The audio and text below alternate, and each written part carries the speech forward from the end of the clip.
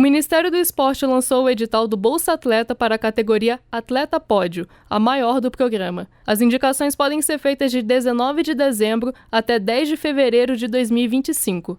O benefício é voltado para atletas ranqueados entre os 20 melhores do mundo em modalidades olímpicas, paralímpicas ou surdo-olímpicas. O objetivo, segundo o Ministério, é apoiar o alto rendimento no ciclo rumo aos Jogos de Los Angeles 2028. A previsão do governo é que os atletas contemplados comecem a receber o benefício no ano que vem. Todos os beneficiários vão receber o valor integral da bolsa, conforme consta no termo de adesão. O edital completo está disponível na edição desta quinta-feira, 12 de dezembro, do Diário Oficial da União. Para mais informações, acesse gov.br/esporte. Com supervisão de Ana Gabriela Salles, da agência Rádio Gov em Brasília, Estefânia Lima. O governo federal autorizou a criação de um fundo de 6,5 bilhões de reais para obras de proteção contra enchentes no Rio Grande do Sul.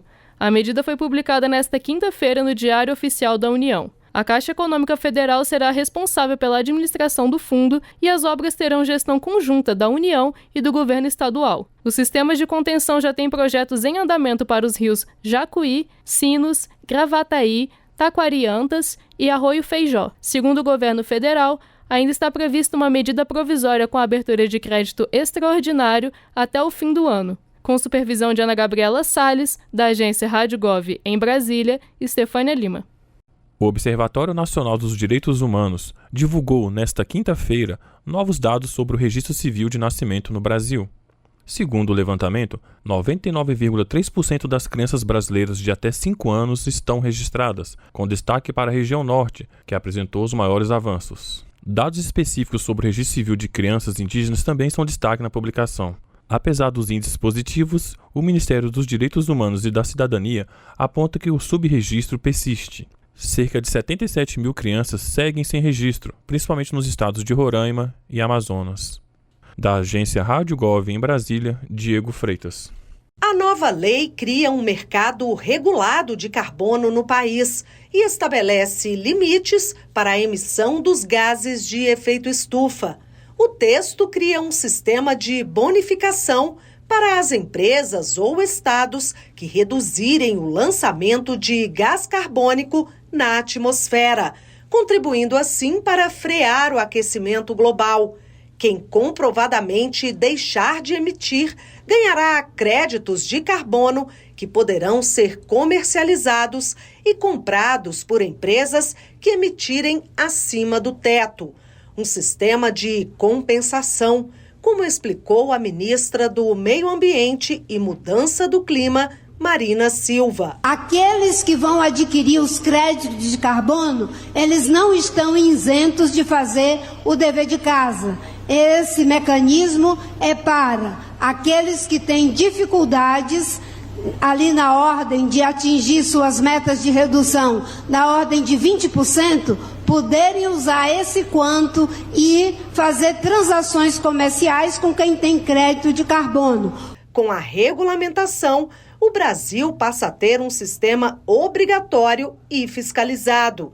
Cada crédito de carbono vai corresponder a 1 tonelada de dióxido de carbono equivalente poupado, que poderá ser vendido e transformado numa cota de emissão para o comprador. A ideia é que isso incentive as empresas a lançarem menos gases poluentes no meio ambiente. Segundo o ministro da Fazenda, Fernando Haddad, promover um desenvolvimento econômico sustentável é prioridade para o governo. Essa lei do mercado de carbono se insere num conjunto enorme de leis que vão do biocombustível, etanol, biodiesel, passa por energia eólica e solar, passa por tanta coisa que envolve a economia verde, né?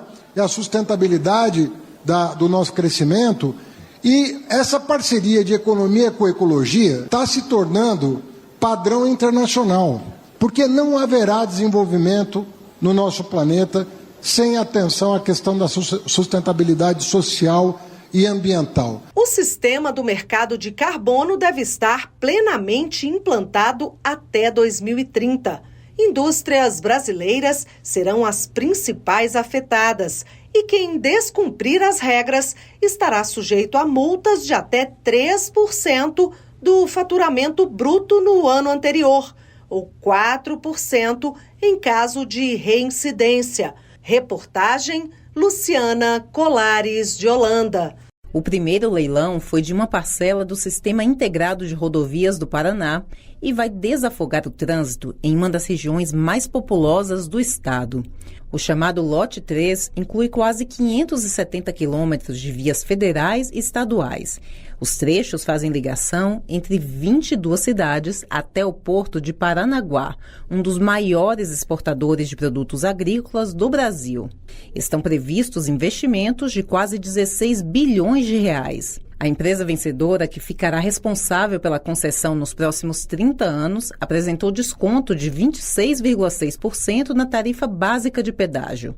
Com isso, o valor do pedágio vai cair de R$ 25,00 para R$ 10,00 para a população. Rafael Vitali, diretor-geral da Agência Nacional de Transportes Terrestres, destacou que outro benefício é a melhoria dos serviços prestados ao usuário. É assim que nós vamos fazer, destravar cada vez mais essa agenda da atração do investimento privado e a melhoria da vida do empresário, do cidadão comum, enfim, da logística do Brasil. O segundo leilão incluiu 426 quilômetros da Rota Verde, que liga cidades dentro do estado de Goiás. O trecho da BR-060 vai de Goiânia a Rio Verde. O outro trecho é da BR-452, que liga Rio Verde a Itumbiara. Serão quase 7 bilhões de reais em investimentos para obras e serviços operacionais, incluindo duplicações, faixas adicionais e passarelas. A empresa vencedora, que ficará responsável pela concessão também por 30 anos, apresentou um desconto de 18,07% sobre a tarifa básica do pedágio. O ministro dos Transportes, Renan Filho, avaliou os benefícios que a concessão vai trazer. Tivemos um leilão super exitoso, com desconto elevado e que vai garantir eficiência, vai facilitar a manutenção da 060, que já é uma rodovia dupla, e vai garantir ali a 452 um acesso melhor ao Triângulo Mineiro para exportar a produção ou para levar a produção para Minas Gerais e para São Paulo. Os projetos têm potencial de gerar mais de 143 mil empregos no Paraná e mais de 58 mil empregos em Goiás. No ano que vem, de acordo com o ministro Renan Filho, o governo fará mais 15 leilões de concessões de rodovias. O primeiro está agendado para 7 de janeiro, para uma conexão entre Brasil e Argentina. Reportagem Graciele Bittencourt. A missão 5 da Nova Indústria Brasil prevê mais de 468 bilhões de reais em investimentos privados e públicos. Lançada na reunião do Conselhão, colegiado que reúne ministros e empresários, a missão 5 traz metas e prioridades na indústria brasileira. Segundo o Ministério do Desenvolvimento, Indústria, Comércio e Serviços, do total de investimentos, mais de 83 bilhões de reais são de recursos públicos de linhas de crédito para projetos que envolvam atividades como inovação, exportação e produtividade, sendo que 74 bilhões de reais já foram contratados entre 2023 e 2024.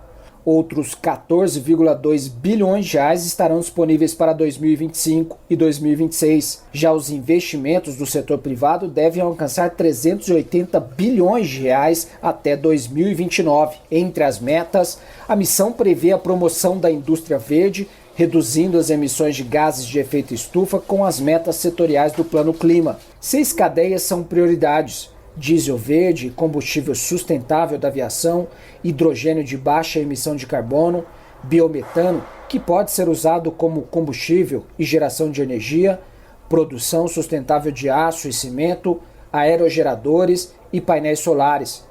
O vice-presidente e ministro do Desenvolvimento, Indústria, Comércio e Serviços, Geraldo Alckmin, disse que o governo deve ampliar a participação dos biocombustíveis e elétricos na matriz energética de transporte. Meta para 2026, ampliarmos em 27% os biocombustíveis.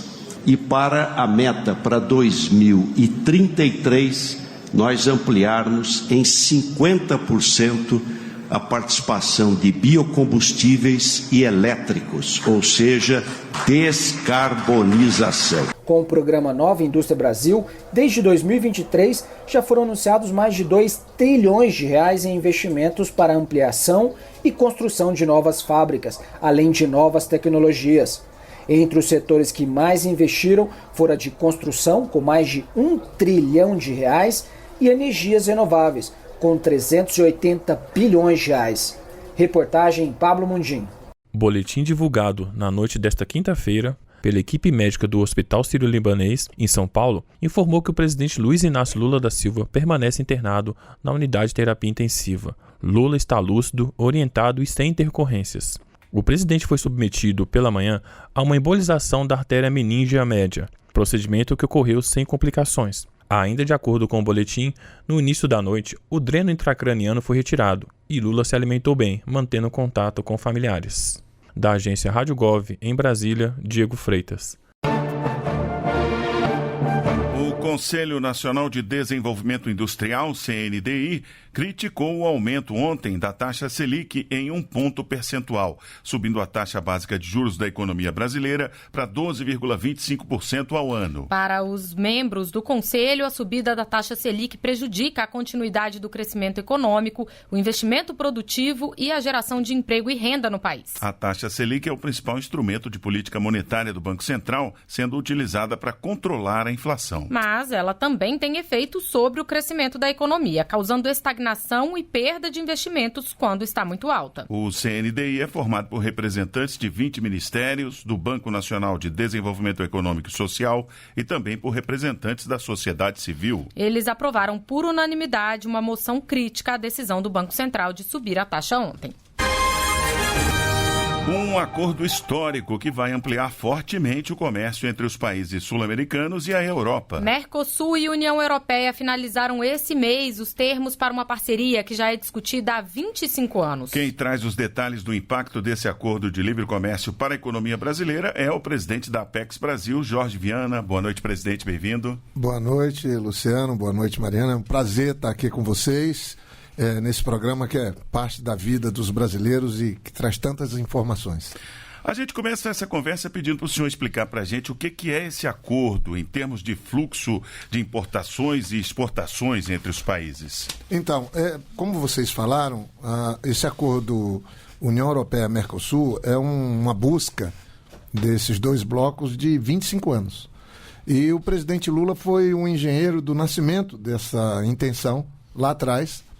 E agora ele ajudou, foi o grande engenheiro para poder finalizar essa negociação, que é muito complexa, que envolve os países da União Europeia, que são 27 países. Imagina chegar num acordo com 27 países. Não tem como. Vai ter que sempre alguém, como a França, divergindo. E também com os países do Mercosul.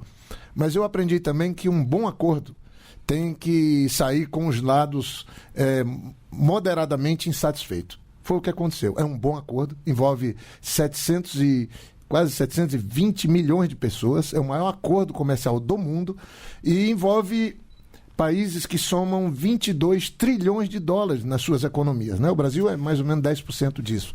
Então as possibilidades de negócio são enormes. Alguém pode dizer, mas sim, e o que é que vai acontecer?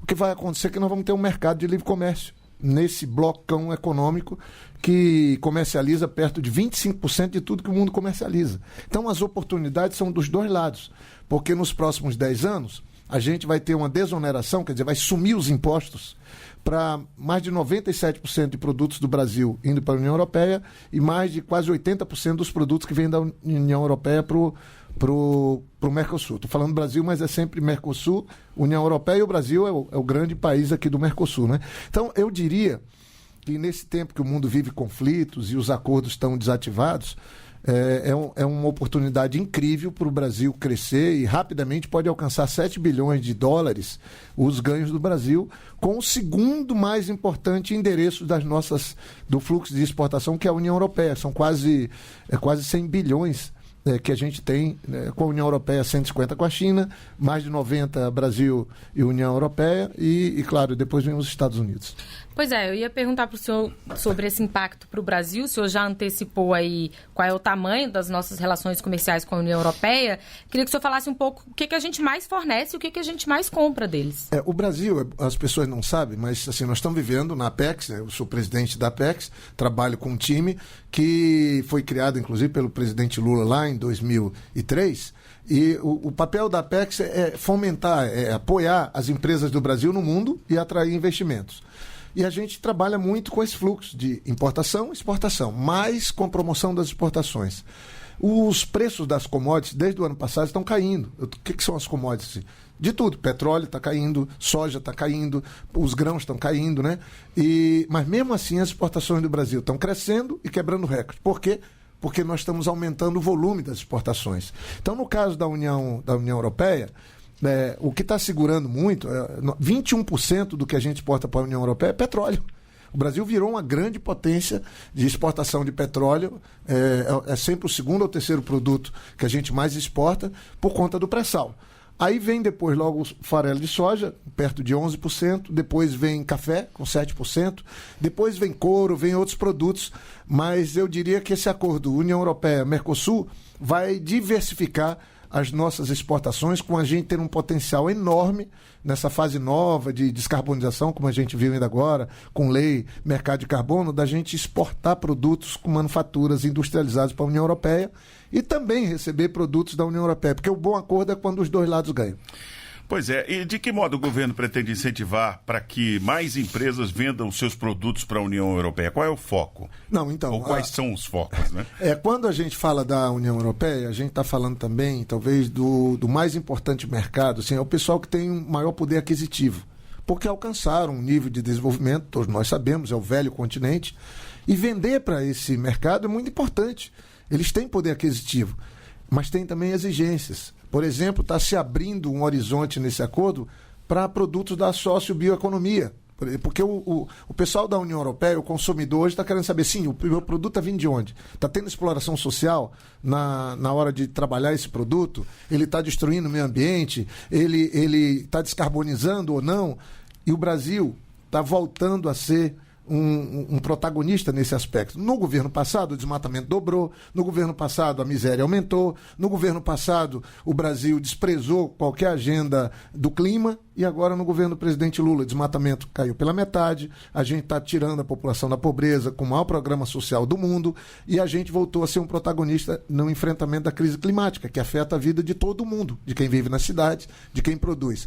E com essa agenda nova, a imagem do Brasil mudou. Então a gente passa a ter mais autoridade, passa a ter uma imagem melhor para vender melhor os produtos, especialmente para a Europa, que o consumidor cobra. Como nós cobramos, eu gosto de querer saber também de onde vêm as coisas que eu levo para minha casa. Todo mundo é assim. E isso é bom para o mundo ficar melhor. Mas eu diria que as oportunidades são incríveis, que nós vamos ter a partir de agora, não são só os 7 bilhões, porque nesse blocão econômico o Brasil pode tirar muitas vantagens por conta de reunir tantas condições para a nova indústria que a gente agora... Quem está puxando as exportações é a indústria brasileira que retomou força. E o agronegócio segue forte, é o petróleo também. Mas, enfim, nós abrimos um mercado, e a Apex, que tem um escritório em Bruxelas, tem abrindo outro em Portugal, nós vamos ter que dobrar a nossa força lá para estar mais presente nas feiras, para trazer compradores da União Europeia para o Exporta Mais que a gente tem, levando para o Norte, para o Nordeste, para os lugares, os compradores. Nós já fizemos isso com 60 países, trazendo 162 compradores, para que quem nunca exportou possa fazer negócio e vender. Presidente, a gente tem só mais um minutinho, mas eu não posso deixar de perguntar qual é o impacto que isso tem para o cidadão brasileiro, para o consumidor brasileiro. O que deve ser, o que a gente deve colher de frutos desse acordo? Um acordo desse pode fazer com que produtos produzidos na Europa cheguem mais baratos no Brasil. E a Europa tem, a Alemanha, o país maior país, a maior economia da Europa, os maiores investimentos estrangeiros feitos são da Europa, são 490 bilhões de dólares de investimento no Brasil. Então, isso somado os 27 países, isso nenhum outro país tem. Investimento estrangeiro aqui significa emprego. melhor renda para os brasileiros. Com esse acordo, nós vamos ter mais emprego, vamos ter mais investimentos aqui, vamos ter produtos mais baratos e o melhor, a gente vai poder vender mais e melhor também, gerando de novo emprego aqui e trazendo divisas para o Brasil e para os nossos vizinhos aí, Argentina, Uruguai, Paraguai, né, que são parceiros no Mercosul. Muito bem, nós conversamos com Jorge Viana, presidente da Apex. Muito obrigado pela participação ao vivo aqui na Voz do Brasil. Não é fácil esse bate-pronto assim, mas eu espero que todos se animem com esse acordo União Europeia-Brasil, que vai ter que ser homologado, aprovado lá na União Europeia e também aqui no Mercosul. E aí depois ainda vai passar pelo Congresso brasileiro, né? Passa por todos os congressos, todos os países. Então ainda tem umas etapas, mas nós estamos ajudando, o presidente Lula segue ajudando e eu estou com muita esperança de que ano que vem ele ganhe eficácia e comece a funcionar.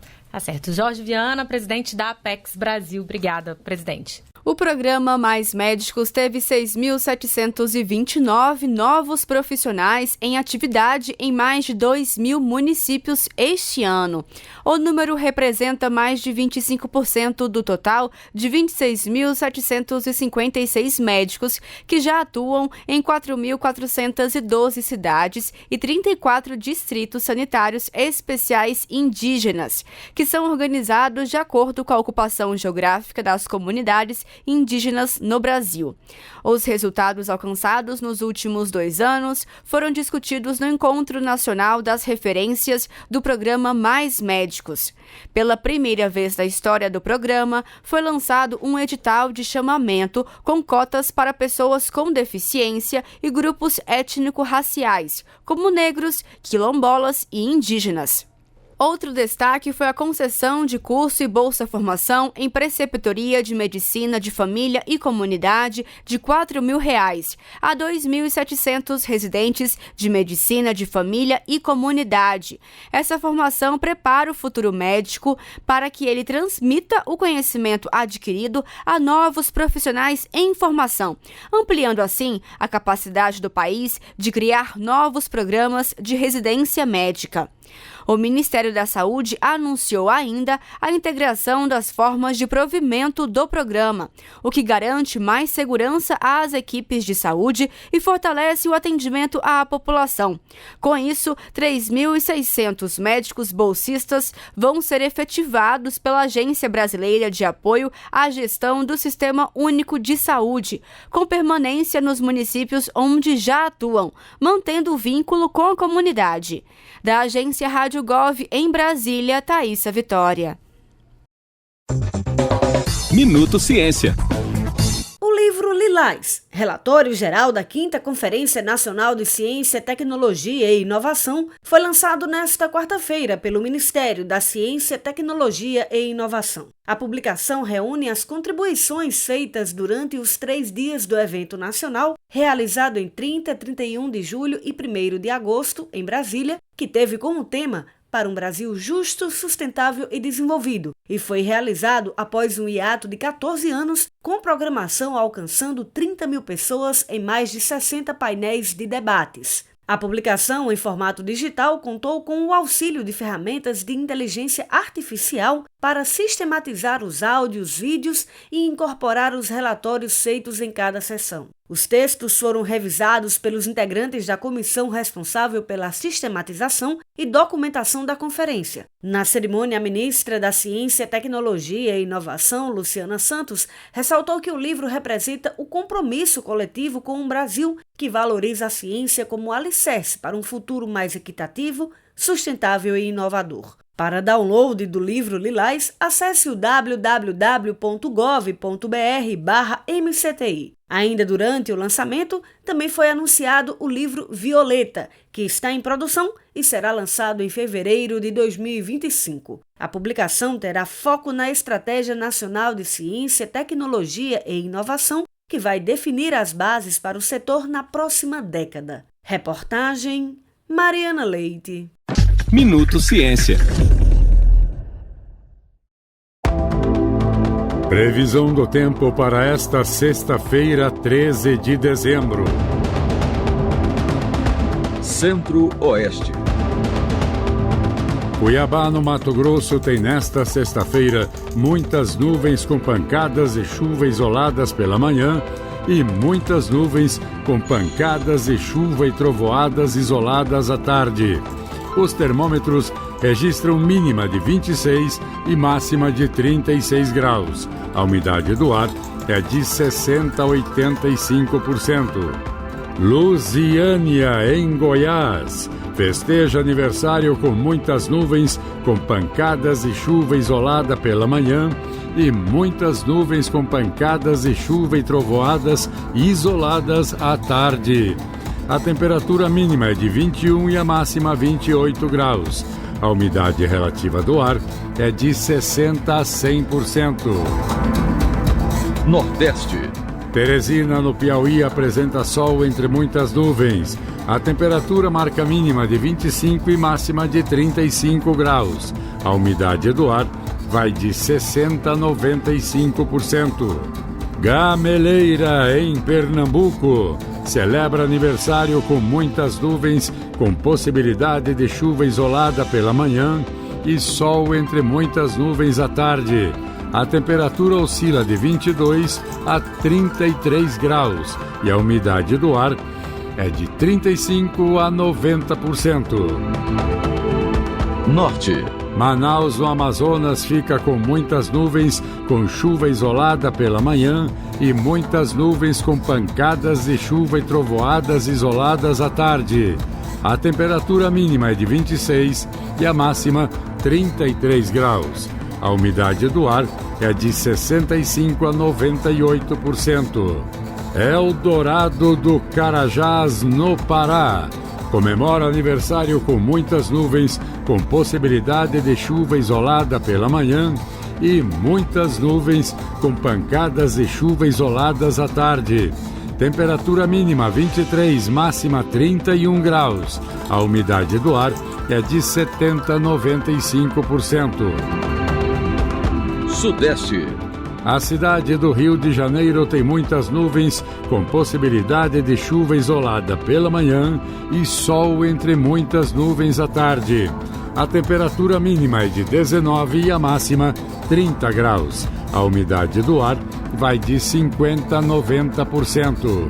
Ourinhos, em São Paulo, festeja aniversário com sol entre muitas nuvens pela manhã e muitas nuvens com possibilidade de chuva isolada à tarde. A temperatura mínima é de 17 e a máxima 31 graus. A umidade do ar é de 50% a 90%. Sul. Porto Alegre, capital gaúcha, tem muitas nuvens com possibilidade de chuva isolada pela manhã e sol entre muitas nuvens à tarde. A temperatura mínima é de 19 e a máxima 32 graus, com umidade que varia entre 40% a 90%.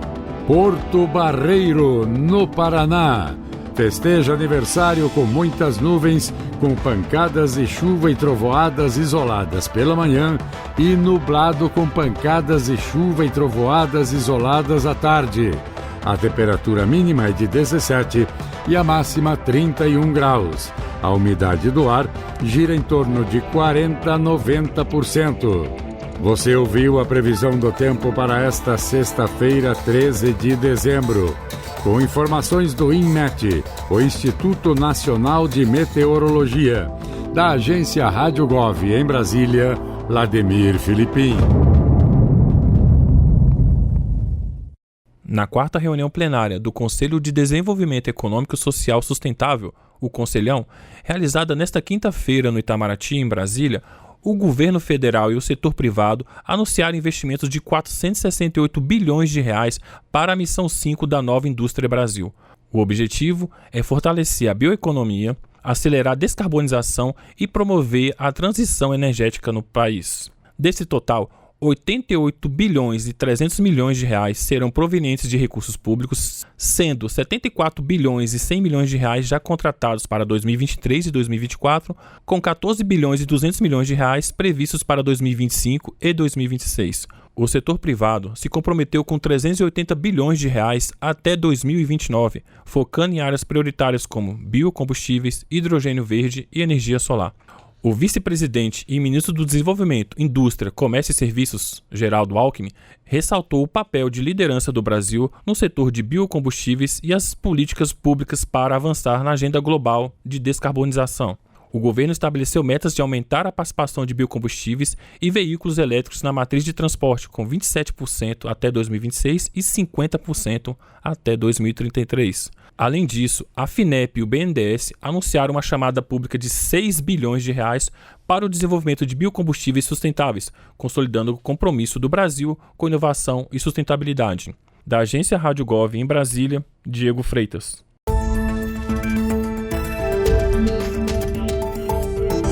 Olá, você está ouvindo o Som da Indústria, seu boletim sobre o que acontece no setor produtivo nacional.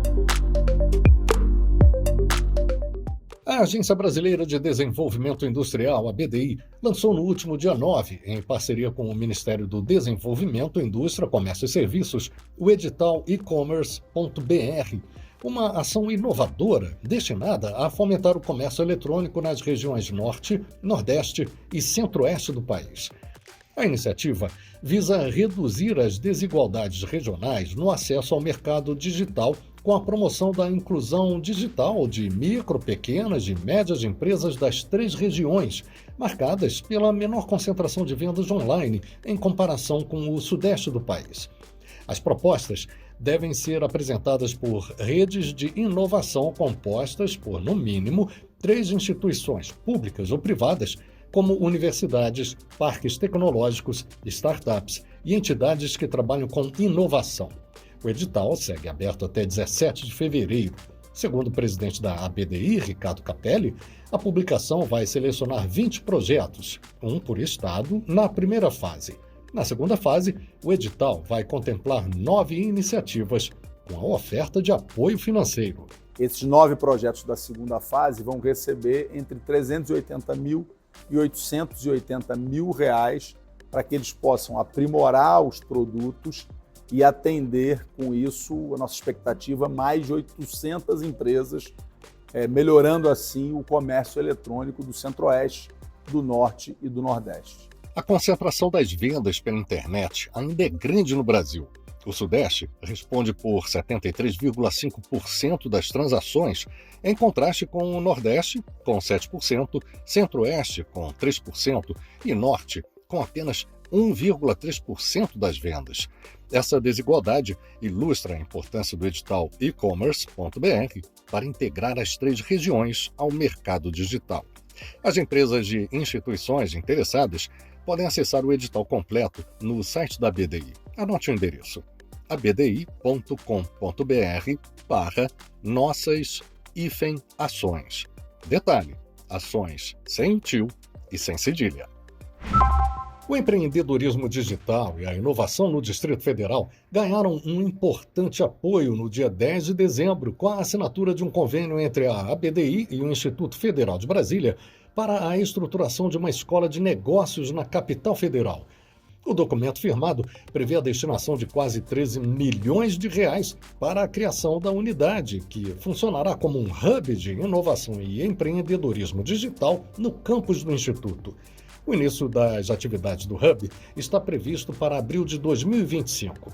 A expectativa é que ele promova a criação de 50 novas startups e microempresas, ofereça consultorias para cerca de 100 micro e pequenos empreendedores por semestre, realize 30 cursos e workshops anuais em diversas áreas e, já no primeiro ano, alcance a participação de 1.000 empreendedores em sessões de treinamento.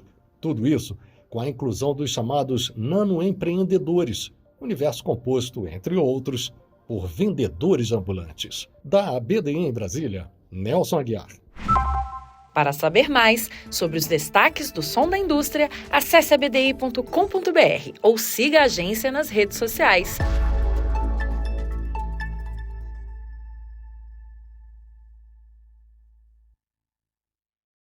O BNDES e a Petrobras anunciaram, nesta quinta-feira, em Natal, um novo passo para o fortalecimento da agricultura familiar no semiárido brasileiro.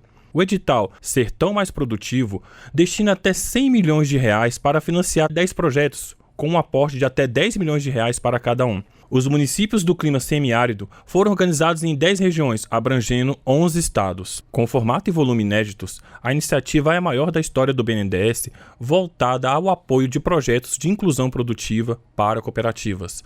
O edital abrange 1.477 municípios de 11 estados brasileiros e busca aumentar a capacidade produtiva e comercial dessas cooperativas, com foco na produção de alimentos saudáveis e no benefício de comunidades vulneráveis. Além de ampliar o acesso a programas como o PENAI, que distribui alimentos para escolas públicas, o edital prioriza mulheres, jovens e povos tradicionais e aposta em práticas agroecológicas e sustentáveis. A expectativa é gerar mais empregos, aumentar a renda e promover a segurança alimentar nas regiões atendidas. As inscrições estão abertas até 21 de fevereiro de 2025. Da Agência Rádio Gov, em Brasília, Diego Freitas. Na 4ª reunião plenária do Conselho de Desenvolvimento Econômico e Social Sustentável, o Conselhão, realizada nesta quinta-feira no Itamaraty, em Brasília, o governo federal e o setor privado anunciaram investimentos de R$ 468 bilhões para a Missão 5 da Nova Indústria Brasil. O objetivo é fortalecer a bioeconomia, acelerar a descarbonização e promover a transição energética no país. Desse total, 88 bilhões e 300 milhões de reais serão provenientes de recursos públicos, sendo 74 bilhões e 100 milhões de reais já contratados para 2023 e 2024, com 14 bilhões e 200 milhões de reais previstos para 2025 e 2026. O setor privado se comprometeu com 380 bilhões de reais até 2029, focando em áreas prioritárias como biocombustíveis, hidrogênio verde e energia solar. O vice-presidente e ministro do Desenvolvimento, Indústria, Comércio e Serviços, Geraldo Alckmin, ressaltou o papel de liderança do Brasil no setor de biocombustíveis e as políticas públicas para avançar na agenda global de descarbonização. O governo estabeleceu metas de aumentar a participação de biocombustíveis e veículos elétricos na matriz de transporte, com 27% até 2026 e 50% até 2033. Além disso, a FINEP e o BNDES anunciaram uma chamada pública de 6 bilhões de reais para o desenvolvimento de biocombustíveis sustentáveis, consolidando o compromisso do Brasil com inovação e sustentabilidade. Da Agência Rádio Gov, em Brasília, Diego Freitas. Já quero pedir aqui para passar a palavra para a nossa ministra Esther Dweck, reforçar os agradecimentos ao ministro Rui Costa, a Miriam Belchior, toda a equipe da Casa Civil, que ajudou a articular e garantir que a gente pudesse ter a assinatura pelo presidente da República no dia de hoje, está publicado hoje no Diário Oficial. Ministra Esther. Obrigada, Padilha. Queria cumprimentar aqui nosso vice-presidente Geraldo Alckmin, presidenta Magda. Padilha, você que, na verdade, foi quem liderou um pouco essa agenda, né? Nos pressionou para que a gente conseguisse assinar hoje no Pleno do Conselhão esse decreto, né? E, obviamente, também muito feliz que foi assinado pelo próprio presidente Lula. Como disse aqui o Padilha, ele já está se recuperando rapidamente, em breve estará, né, participando de outras reuniões do Conselhão, um conselho pelo qual ele tem tanto carinho e tanta admiração por todos que estão aqui participando. A gente está muito feliz de ter assinado a CIT Digital, retomada desse comitê, que é importantíssimo para a transformação digital do nosso país, como já foi falado aqui pelo conselheiro Laércio. E a CIT Digital ela vai ter 3 câmaras técnicas importantes.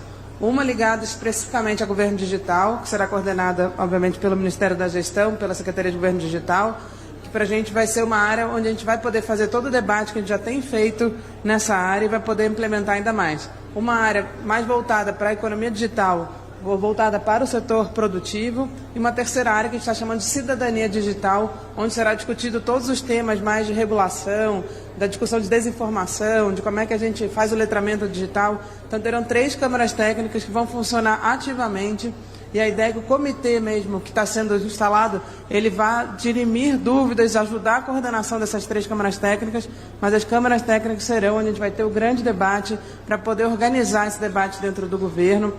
E temos parceria de vários ministérios importantes, como o Ministério da Ciência e Tecnologia, que é representado pela Luciana, o Ministério da Fazenda também tem um papel importantíssimo, a SECOM, a Casa Civil, obviamente, que vai coordenar todo esse trabalho para a gente poder avançar. Né? Sem dúvida nenhuma, a transformação digital é essencial para a prestação de serviço às pessoas e ao planeta, ao tempo que apoia as nações no alcance também dos Objetivos de Desenvolvimento Sustentável. Discutir a agenda digital, portanto, é discutir desenvolvimento, é enfrentar desigualdades sistêmicas, várias das quais foram apresentadas aqui nessa manhã por outros conselheiros que falaram aqui da importância da gente combater as grandes desigualdades no Brasil. E a gente acha que a transformação digital é um instrumento vital para que a gente tenha um desenvolvimento cada vez mais verde e inclusivo. O Ministério da Gestão ele se encontra justamente na combinação da agenda do desenvolvimento com a agenda do fortalecimento do Estado brasileiro e dentro do Estado brasileiro o processo de transformação digital que o Estado brasileiro tem passado na capacidade de prestar serviço. Como economista, obviamente, eu não posso deixar de reiterar a preocupação que o presidente Lula ressaltou na cúpula do G7 de que a economia digital, embora afete todos os povos, tem suas rédeas cada vez mais concentradas na mão de poucos países, de poucas empresas, inclusive de poucas pessoas. Precisamos, portanto, desenvolver uma visão integral de transformação digital e atualizar a capacidade de incidir positivamente nos rumos da transformação digital como guardião do interesse público, indutor do desenvolvimento e gerador de valor para a sociedade. Inovação e o respeito pelos direitos humanos são cruciais para evitar monopólios digitais que impedem a inovação e limitam o benefício de públicos. A gente, no Ministério, tem tratado um tema que para o presidente se tornou um dos mais caros, que é a construção de uma infraestrutura nacional de dados que atende ao chamado de uma base de dados para o Brasil, justamente que o presidente já falou no lançamento do Plano Brasileiro de Inteligência Artificial. A ideia é que a gente priorize a interoperabilidade, o compartilhamento e o uso estratégico das informações para a melhoria de serviços públicos e a garantia de direitos. A infraestrutura nacional de dados vai além da questão tecnológica, que para muitas pessoas, para muitos biomas, ela pode ser uma questão de vida ou morte. Precisamos de todos os ministérios envolvidos nesse esforço de orquestrar e acelerar a qualificação e compartilhamento de dados dentro do Estado brasileiro. E não só no âmbito federal, mas a gente sabe que essa é uma esfera que envolve também a esfera estadual e municipal. Basta lembrar que no processamento de bilhões de benefícios pagos em bilhões de reais, a gente consegue qualificar esses benefícios. E eu queria dar o exemplo do que aconteceu na tragédia do Rio Grande do Sul. A partir justamente do cruzamento de base de dados, a gente conseguiu pagar o auxílio reconstrução sem que as pessoas precisassem praticamente se mover uma palha. Os municípios informaram o CPF dessas pessoas e a gente, com o cruzamento de dados feito pela DataPrev, conseguiu todas as informações daquelas famílias para que elas tivessem direito ao benefício. A única coisa que elas precisaram fazer foi confirmar no GovBR que elas, de fato, eram aquela pessoa que tinha uma conta já, inclusive a conta bancária já era puxada automaticamente, ela bastava dizer que gostaria de receber o benefício e que ela, de fato, era aquela pessoa. Então, é nesse tipo de coisa que a gente está trabalhando para que a gente possa avançar nessas três frentes importantes do governo digital, da economia digital como um todo e também, obviamente, da cidadania digital no Brasil. E, sem dúvida nenhuma, o Conselho Consultivo, que vai fazer parte, a partir justamente da Câmara Técnica de Transformação Digital do Conselhão, vai auxiliar esse comitê do governo para que a gente caminhe nessa direção. Muito obrigado, Padilha, muito obrigado a todos os membros aqui do Conselho. Passar a palavra agora à nossa presidenta da Petrobras, presidenta Magda, e agradecer todo o apoio da Petrobras pela realização desse pleno do Conselho de Desenvolvimento Econômico e Social e de estar transformando em realidade um dos temas discutidos pelo Conselhão. Com a palavra, nossa presidenta Magda. Bom dia a todos e todas. Quero cumprimentar o vice-presidente da República, Geraldo Alckmin, e, em nome dele, cumprimentar todos os demais aqui presentes e pedir para ele que encaminhe os nossos sinceros votos de franca recuperação ao nosso querido presidente Lula. Vou ressaltar aqui a participação do ministro Alexandre Padilha em todo esse esforço relacionado ao Conselhão e a tudo isso que nós estamos trazendo aqui. A Maria Laura da Rocha, ministra interina do Ministério de Relações Exteriores, também nos apoia. Nosso querido Flávio Dino, que não pôde ficar até o fim, ministro do Supremo, e os demais ministros aqui presentes. A diretoria da Petrobras integrada, que muito dedicadamente tem proporcionado muita coisa que vem pela frente. Esses 12 navios são só o começo. Eu vou já dizer isso para vocês. Fernando Melgarejo aqui presente, o Cláudio Schlosser, a Clarice Copete, o presidente da Transpetro, Sérgio Bassi, o David Bacelar, coordenador-geral da FUP, né, que está sempre ao nosso lado, torcendo pela causa e apoiando, e cumprimentar, como eu já disse, então, todas as autoridades aqui presentes e a todos vocês aqui presentes que nos ouvem e reforçam. Senhoras e senhores, nós estamos aqui hoje reafirmando nosso compromisso de construir um futuro mais sustentável e o compromisso de abrir novas oportunidades de desenvolvimento para o nosso país. No mês passado, nós divulgamos nosso planejamento estratégico. Trata-se de um plano que prevê para o quinquênio investimentos de 111 bilhões de dólares. Esse investimento que vai gerar também aí no quinquênio 315 mil empregos entre diretos e indiretos, sem contar com os empregos induzidos. Ele vai gerar também, para cada dólar investido, 2,3 dólares em tributos, apenas em tributos. São tributos federais, estaduais e municipais. Serão investidos em exploração e produção de petróleo e gás, esses 111 bilhões, na redução da pegada de carbono, na expansão do nosso refino com a produção de combustíveis cada vez mais renováveis. Vamos ampliar a fabricação desses combustíveis cada vez mais renováveis e vamos investir pesado em transição energética. Transição energética, nós estamos considerando captura de carbono e geração de energia renovável. Nesse plano, nós estamos nos comprometendo com sustentabilidade e com desenvolvimento. Nele, nós estamos prevendo a construção e a implementação de 11 plataformas de petróleo do tipo FPSO, 30 novas sondas e 90 embarcações para dar suporte às novas operações de exploração e produção. Hoje, nós acabamos de mostrar para vocês a primeira sementinha desse plano, que foi a assinatura desses 12 navios. Primeiro resultado desse plano. Nós estamos, portanto, anunciando hoje a contratação de 12 novas embarcações de apoio marítimo, foi isso que nós acabamos de assinar, cujos contratos, que nós acabamos de assinar na presença de vocês, permitem um investimento de 5,2 bilhões de dólares no CAPEX. São 6 embarcações a serem construídas em parceria com a Abram, o ministro já acabou de anunciar, no estaleiro Naviship, na cidade de Navegantes, em Santa Catarina. E outras 6 a serem construídas com a Starnave no estaleiro Detroit, em Itajaí, também Santa Catarina. Essas novas unidades terão conteúdo local mínimo de 40%, fortalecendo o nosso parque produtivo. E elas vão gerar 11 mil empregos diretos e indiretos, sem contar, como eu disse, também os induzidos.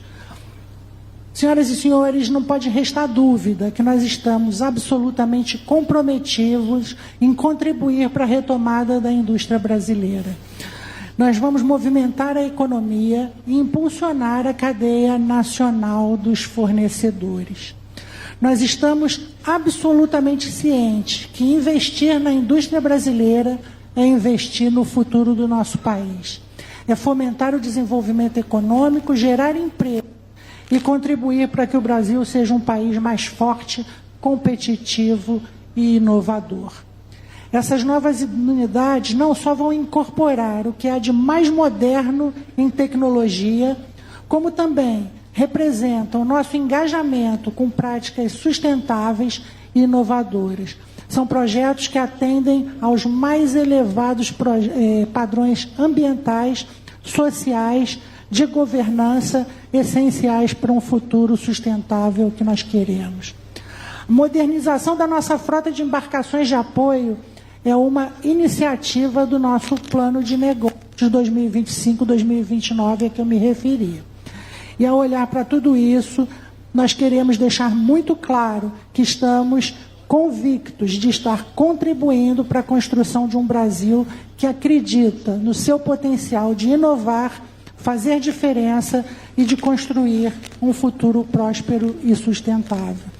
Senhoras e senhores, nós estamos aqui hoje, portanto, para reafirmar nosso compromisso com o Brasil e para dividir com os senhores e as senhoras esse momento nosso de celebração, de conquista e de compromisso.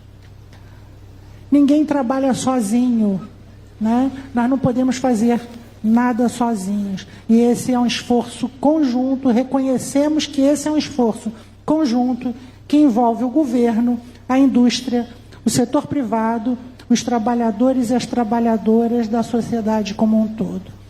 A Petrobras é e sempre será uma empresa do Brasil e dos brasileiros. E cada decisão que nós tomamos, cada passo que nós damos, tem como objetivo colocar o nosso país no caminho do desenvolvimento, do crescimento sustentável e do desenvolvimento humano.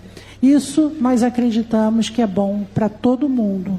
O Brasil é a nossa energia e, ministro Alckmin, ministro Padilha, muito obrigada por essa oportunidade. Com a palavra a nossa ministra Nery Franco. Bom dia a todas as pessoas aqui presentes. Quero saudar a mesa aqui em nome do presidente, do ministro Padilha, Magda, secretária. É uma honra, mas também cumprimentar meus amigos e minhas amigas que estão aqui, além dos ministros e ministras presentes aqui na pessoa da Esther, mas cumprimentar a Claudinha, Douglas, Renê, vi algumas pessoas, Nath também já tinha visto, Nina, enfim. Hoje um dia especial, um dia importante para a gente. Acho que tanto Mônica, que fez a fala lindamente, cadê Mônica? Não sei se ela já sentou, está aqui. E também, né, Luísa, que sempre traz e nos inspira esse papel que foi tão fundamental para a gente. Eu queria dizer que esse pacto, Padilha, ele já começou, né? Hoje a gente está aqui dando mais um pontapé inicial, e aqui eu agradeço em nome da Isadora e do Rafa, toda a equipe do Ministério da Igualdade Racial, por todo o trabalho feito até aqui. Mas queria dizer que quando se tem vontade política, quando a gente chega em espaços como esses, né, presidente e ministro, a gente não pode chegar e esquecer de onde veio. Então, chegar nesses espaços é lembrar nitidamente de onde nós viemos, onde estamos e onde a gente quer chegar. Eu digo isso porque poderia ser qualquer pessoa à frente desse espaço agora, mas sentar aqui, Claudinha, e entender o que é ter 56% da população mais vulnerável desse país, precisando e esperando apenas de uma oportunidade, a gente sai de um ano olímpico onde Rebeca disse, né? O que me separava do pódio era apenas uma oportunidade, né, Douglas? E quantos de nós nunca tivemos e sempre esperamos essa oportunidade? E hoje eu quero fazer um agradecimento aqui especial à presidenta do Banco do Brasil, a Tarciana, e também à senhora Luísa Trajano. Peraí, gente, que eu não consigo ver a Luísa. Um agradecimento especial, porque assim que nós levamos o pacto para essas duas mulheres, elas prontamente aceitaram. Zé Vicente também, que estava nessa construção conosco a várias mãos, aceitaram e foram e são as primeiras signatárias. É muito importante quando a gente junta esses espaços com a vontade que temos de mudar esse país. Eu tenho dito e tenho repetido também que pensar a transversalidade, né, à frente do Ministério da Igualdade Racial é pensar com que todo governo entenda a importância de falarmos sobre igualdade racial.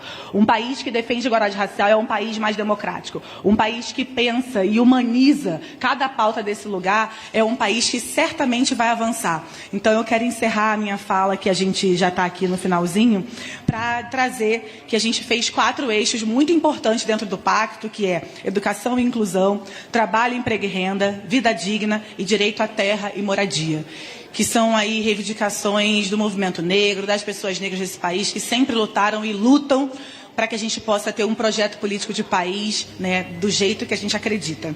E dizer, e encerrar aqui também, como disse Nego Bispo, né, nós somos o começo, o meio e o começo.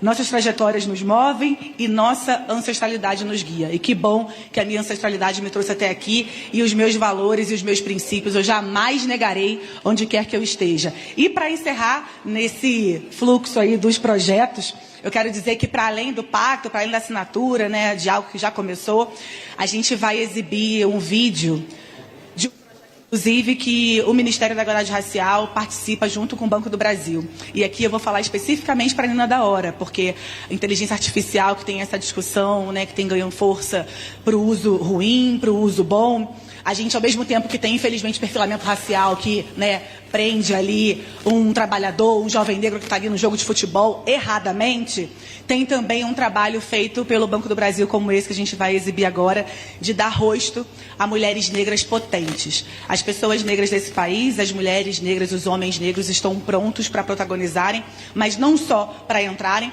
mas também permanecerem. A gente não está pedindo favor, a gente está pedindo o que é nosso de direito. Por isso o pacto, por isso o Ministério da Igualdade Racial, por isso ações afirmativas, por isso a gente está aqui para dizer que a gente segue lutando com um sorriso no rosto, do nosso jeito, sem mudar nem um pouquinho, mas acreditando nesse projeto político que a gente defende. É isso, e o pacto está aqui, e eu estou muito orgulhosa, Padilha. Obrigada. Obrigada, Tarso. Obrigada, Lu. E eu espero que vocês gostem desse vídeo, porque eu me emocionei, e é assim que a gente consegue dar rosto a toda a população negra desse país. Obrigada. Convidar aqui a nossa ministra Marina Silva para falar nesse momento histórico da sanção integral do novo marco regulatório para o mercado de carbono no nosso país. Ministra. Bom dia a todos, a todas.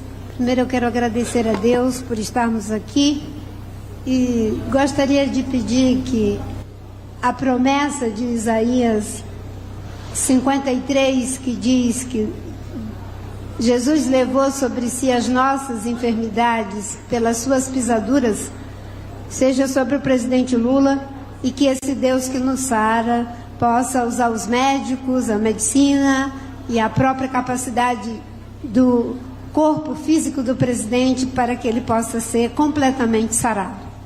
E quero cumprimentar de um modo especial e dispositivo, primeiro o nosso vice-presidente Alckmin. Muito obrigada por todo o esforço que faz, agora com essa tripla função, não é, que está aqui investido.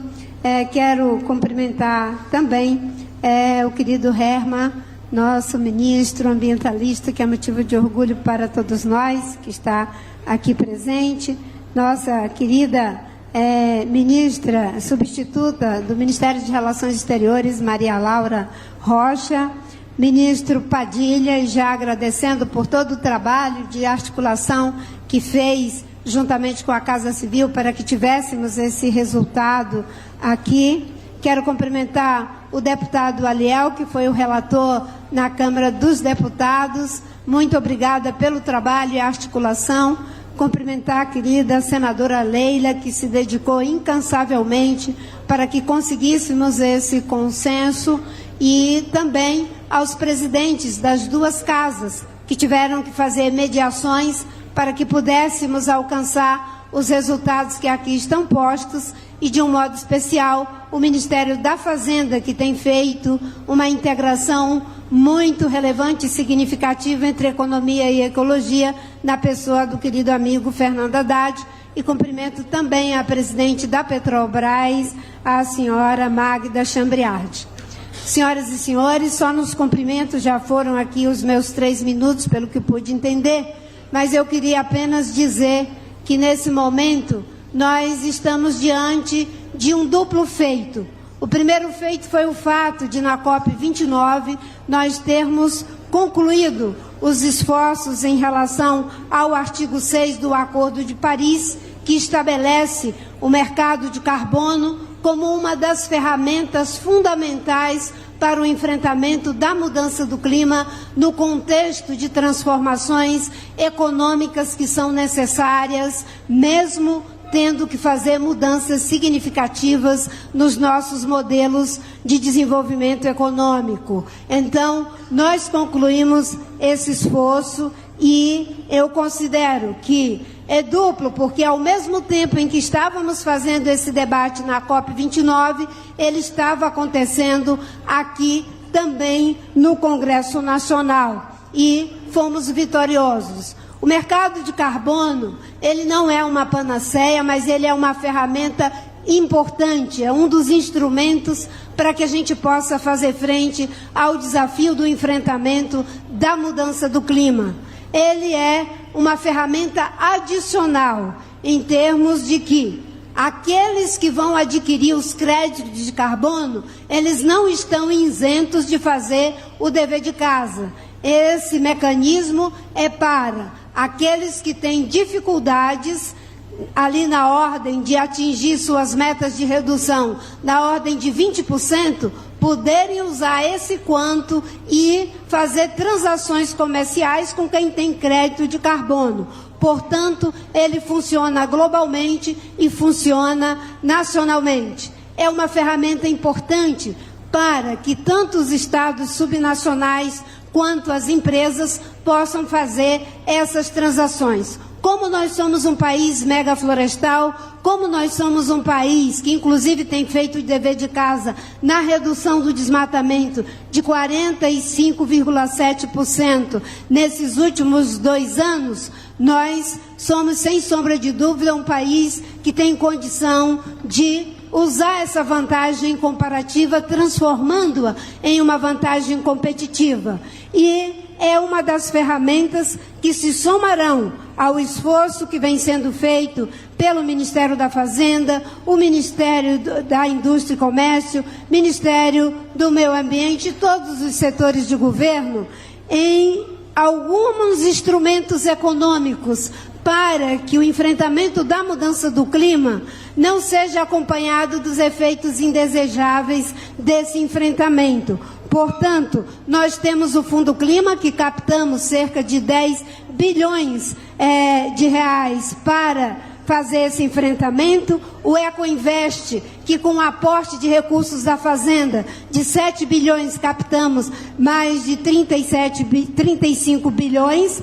Nós temos também a plataforma de investimento dos países, o plano de transformação ecológica, que é a base de tudo isso, e é em cima dessa superfície que nós estamos cuidando de 3 agendas estratégicas, vice-presidente Alckmin e ministro Padilha. A estratégia de reduzir as emissões de CO2 com uma meta ambiciosa de redução de 67% das emissões até 2035. Nós estamos com a agenda comprometida de adaptar o nosso país às mudanças do clima, com seus eventos climáticos extremos que assolam o mundo, a Amazônia, o Rio Grande do Sul, várias regiões do nosso país. E estamos também cumprindo com o termo de referência de que não basta adaptar, não basta mitigar, é preciso transformar o modelo de desenvolvimento.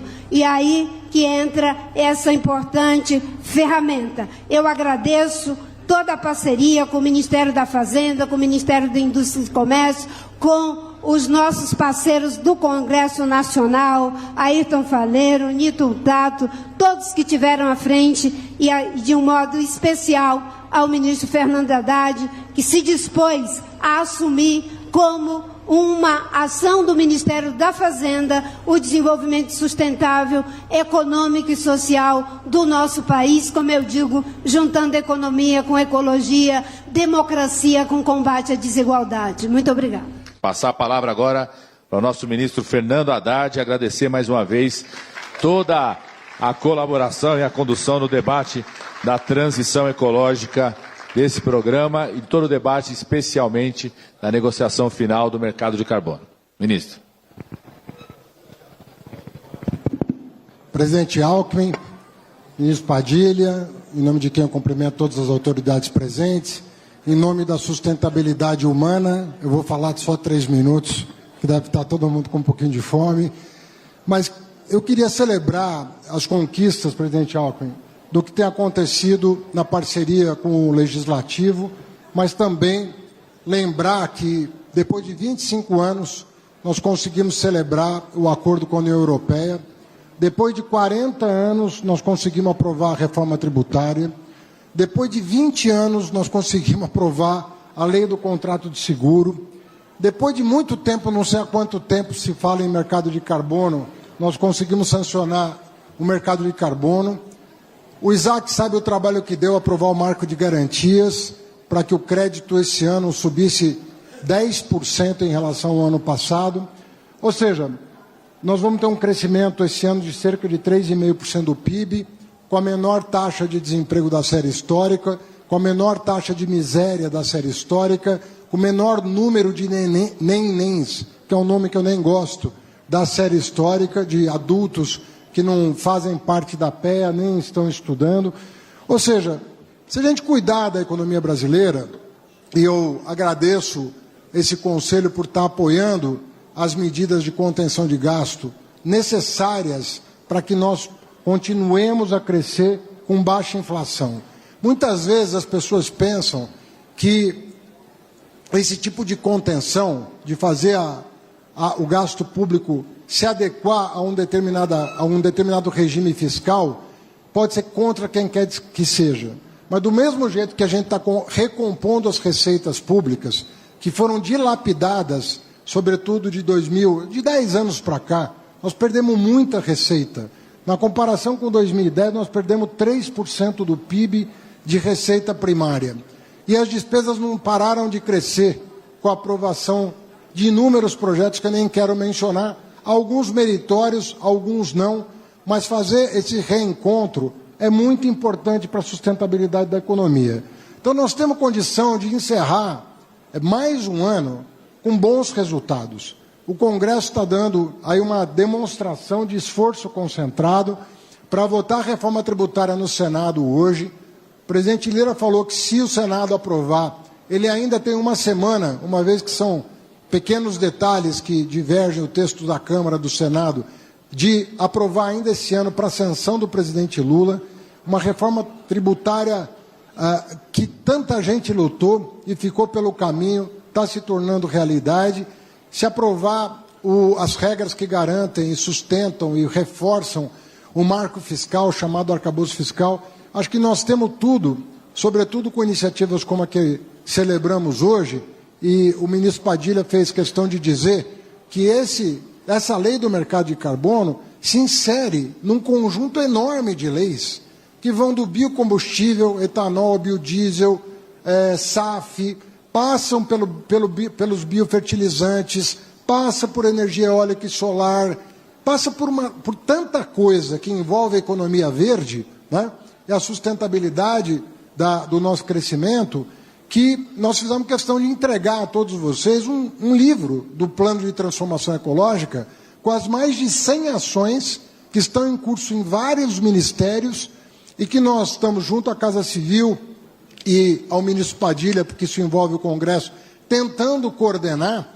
E essa parceria de economia com ecologia, que é o que a ministra fez referência, está se tornando padrão internacional. O atual governo trabalhista do Reino Unido está se inspirando na experiência brasileira para aproximar o ministro das Finanças do ministro do Meio Ambiente. Porque não haverá desenvolvimento no nosso planeta sem atenção à questão da sustentabilidade social e ambiental. A crise climática traz um desafio enorme, não é só para o meio ambiente, é para a qualidade de vida das pessoas. Nós podemos ter impactos sociais dramáticos se nada for feito. E a natureza vai sobreviver a nós. Isso vocês podem ter certeza. A gente acertando ou errando, a natureza vai vencer, porque ela vai se impor. Então nós temos que nos aliar a ela. Nós temos que nos aliar a ela, fazendo com que o nosso desenvolvimento tenha atenção à questão da descarbonização. E nós, mais do que qualquer outro país, temos não apenas condições de liderar esse processo, mas com vantagens competitivas inigualáveis, porque nós temos uma matriz já verde, energética, e isso pode impulsionar uma série de iniciativas que passa por telecentro, data center, que passa por uma série de coisas que o Brasil se torna uma espécie de local seguro, tanto do ponto de vista jurídico, quanto do ponto de vista político, pelo fortalecimento da democracia, quanto do ponto de vista ambiental, para tornar esses projetos viáveis e rentáveis, gerando emprego, oportunidade, conhecimento para as futuras gerações. Então, parabéns, Aliel e Leila, vocês foram os craques do jogo. Sem vocês não seria possível aprovar esse projeto. Nós tivemos muita sorte com esses dois relatores. E se não fosse o preparo físico da Leila, ela não teria conseguido ficar 5 horas de pé defendendo o projeto como ficou. Então, quem faz esporte tem muitas vantagens, né? Cuidar da saúde, mas agora também cuidar da saúde de todos nós, aprovando esse projeto. Parabéns para o Conselhão, muito obrigado. Bom dia a todas e a todos. Quero cumprimentar ministro, doutor Alexandre Padilha, embaixadora Maria Laura, Magda Chambriard, presidente da Petrobras, ministros Fernando Haddad, Esther Dweck, Luciana Santos, Marina Silva, Márcio França, Paulo Teixeira, Marco Antônio Amaro, Manuel Carlos, os relatores, a senadora Leila Barros, deputado Aliel Machado, deputado Newton Tato, deputado Ayrton Faleiro, nosso sempre senador Eduardo Suplicy, como aqui foi lembrado o esporte, quer dizer ao Suplicy que o ano que vem é o ano do peixe. Cumprimentar o nosso presidente do STJ, ministro Antônio Herman Vasconcelos Benjamin, saudar aqui o Paulo Henrique Pereira, que coordenou todo esse trabalho aqui do Conselhão.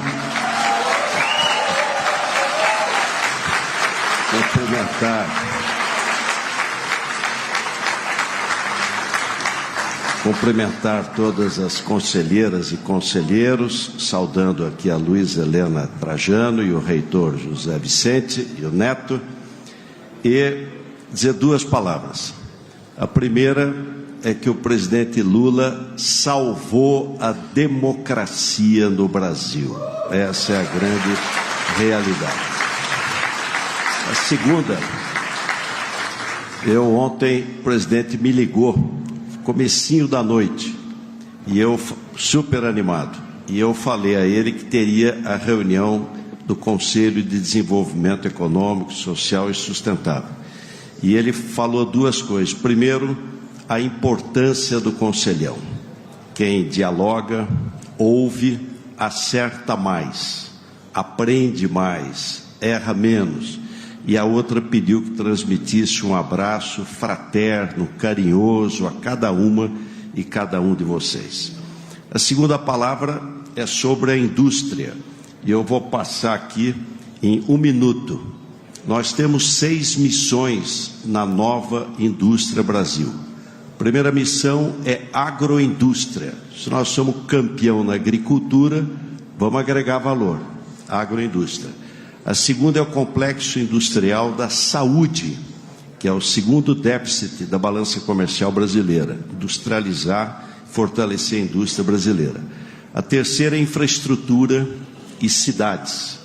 A quarta é transição digital, chips, semicondutores, toda a parte eletroeletrônica. A sexta é defesa, soberania nacional.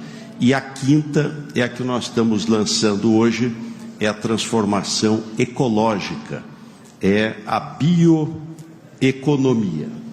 Então, aqui estão as metas. Meta para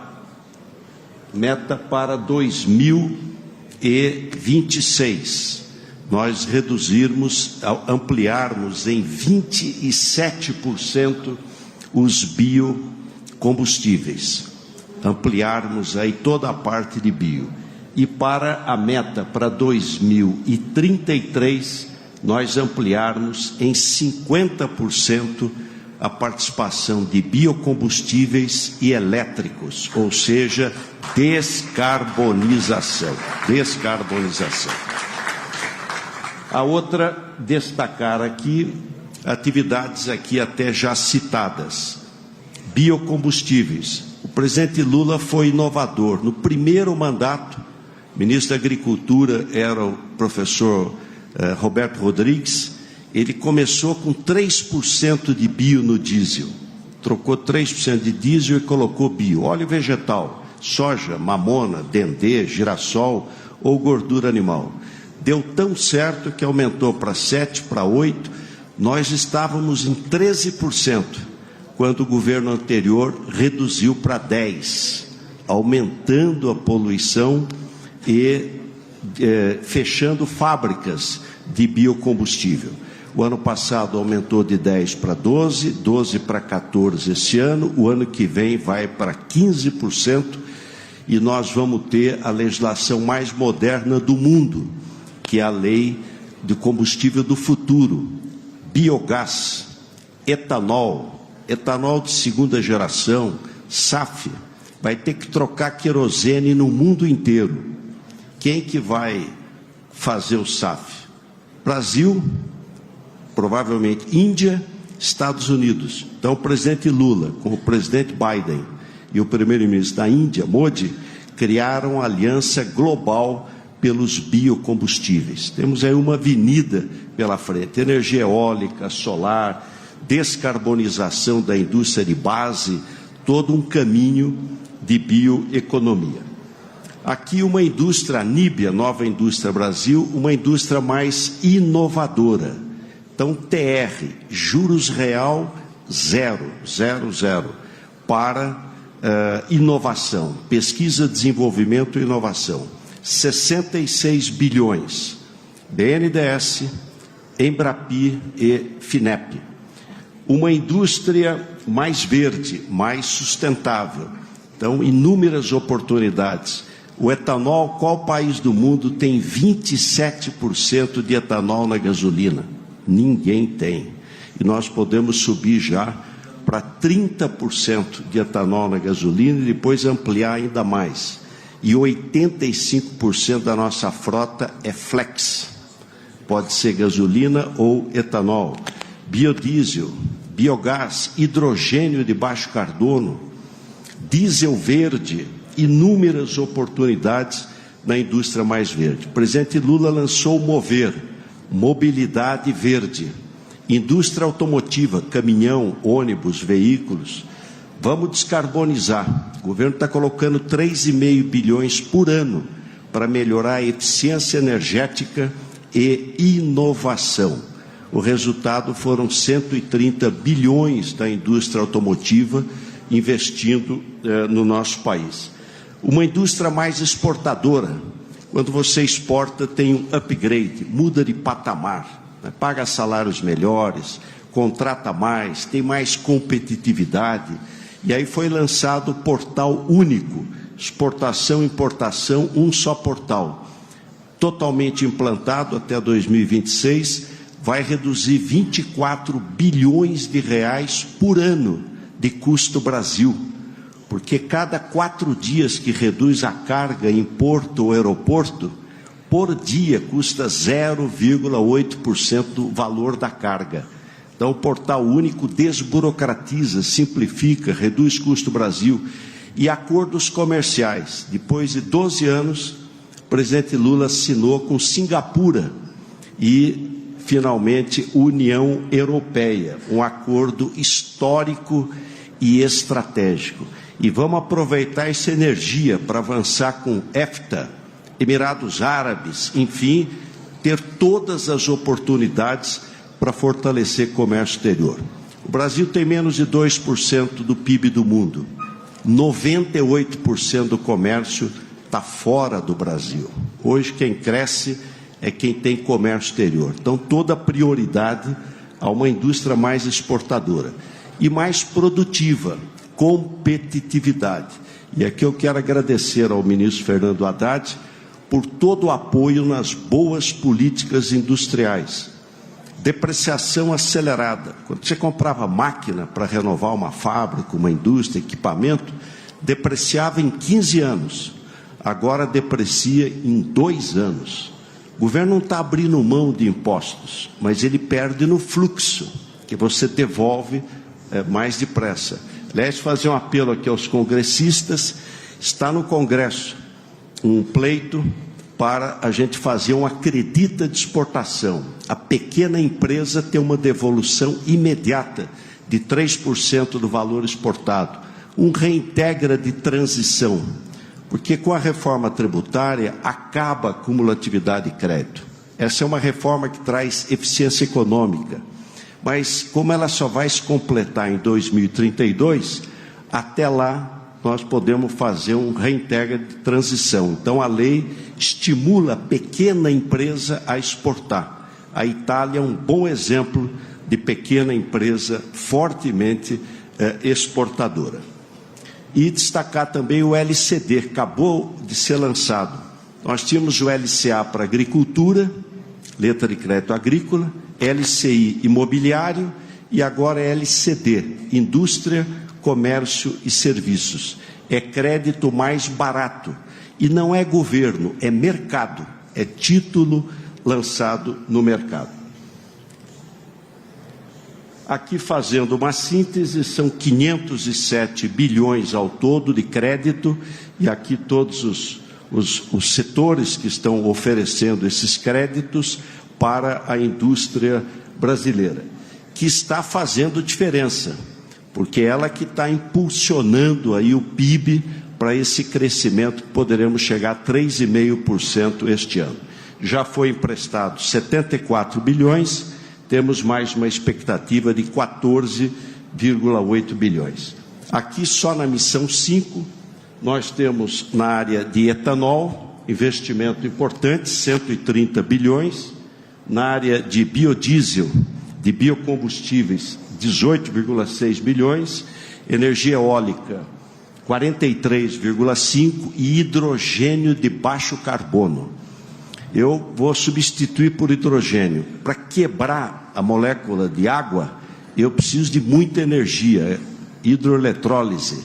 Só nós temos energia eólica e solar. E a mais barata energia hoje é solar e eólica. Então, uma possibilidade enorme de termos aí hidrogênio verde. E, finalmente, aqui, para encerrar, o conjunto dos investimentos privados já anunciados no Brasil. Setor de construção, 1,06 trilhão de investimento anunciado. É o que mais emprego gera, né? Setor de construção civil, estradas, hidrovia, ferrovia, Minha Casa Minha Vida. Setor de TICs, tecnologia de informação e comunicação, 107 bilhões.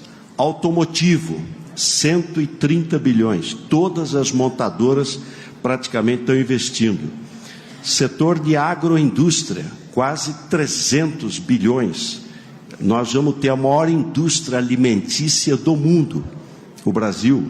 Setor de siderurgia, 100 bilhões confirmados. Setor de papel e celulose, o presidente Lula inaugurou a semana passada, Tereza Vendramini, lá aqui no Mato Grosso do Sul, a maior indústria de celulose do mundo, em Ribas do Rio Pardo, no Mato Grosso do Sul. Investimento gigante do Grupo Suzano. E setor de saúde, quase 40 bilhões, que é o Complexo Industrial da Saúde. E hoje, setor de energias renováveis, Marina, no seu binômio ecologia e economia, perto de 380 bilhões, o que vai nos dar aí 2,210 trilhões de investimento confirmado no nosso país. Isso garante crescimento sustentável. E quero aqui agradecer a nossa pequena equipe lá, o Márcio Elias Rosa, a Aline, o Hollenberg e o Wallace Moreira, e encerrar com uma palavra, Neca, do Papa Paulo VI, que numa encíclica chamada Populorum Progresso, ele diz: o desenvolvimento é o novo nome da paz. Paz verdadeira, onde há emprego, renda e vida digna para as pessoas. Fraterno abraço.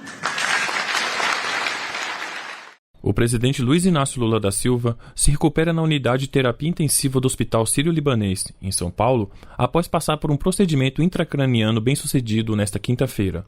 Segundo Roberto Calil Filho, médico de Lula, em coletiva nesta manhã, foi realizada uma embolização da artéria meníngea média, para reduzir o risco de novos sangramentos cerebrais, decorrentes de uma queda sofrida pelo presidente em outubro. A intervenção foi preventiva e complementar à drenagem de hematoma feita na terça-feira. Calil Filho disse ainda que o presidente está acordado, consciente e conversando. A recuperação de Lula segue dentro do esperado, sem complicações, e a alta está prevista para o início da próxima semana. Da agência Rádio Gov, em Brasília, Diego Freitas. Bom dia a todos. Então nós vamos dar um breve resumo do que foi feito e abrir para as perguntas. Então, como nós falamos naquela primeira conversa, primeira coletiva, o presidente foi submetido à drenagem, que vocês já sabem. A evolução foi muito boa E nos 2 dias subsequentes à cirurgia foi discutido esse procedimento complementar, né, que vocês agora a gente vai ficar à disposição de vocês para as perguntas. O procedimento foi feito hoje às 7 horas da manhã, foi com sucesso, é um complemento ao procedimento cirúrgico, e o presidente está acordado na UTI, já vai estar comendo, está super estável. Então isso não atrasou nem um pouco a programação dos próximos dias, que dependendo da evolução do presidente, ele deverá ter alta no começo da semana. Então, à disposição de vocês. Vamos lá para as perguntas, Renato. Doutor Calil, bom dia. Uma dúvida sobre o procedimento.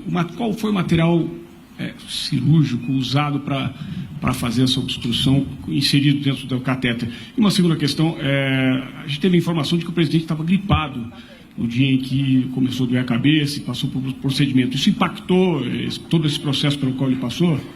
Não, então primeiro, ele estava com esse estado meio gripal, mas estava um pouco até sonolento, e a doutora Ana que foi atendê-lo no Palácio. Vou começar por aí, então. Então, o presidente realmente estava com um quadro que se assemelhava a um quadro gripal, né?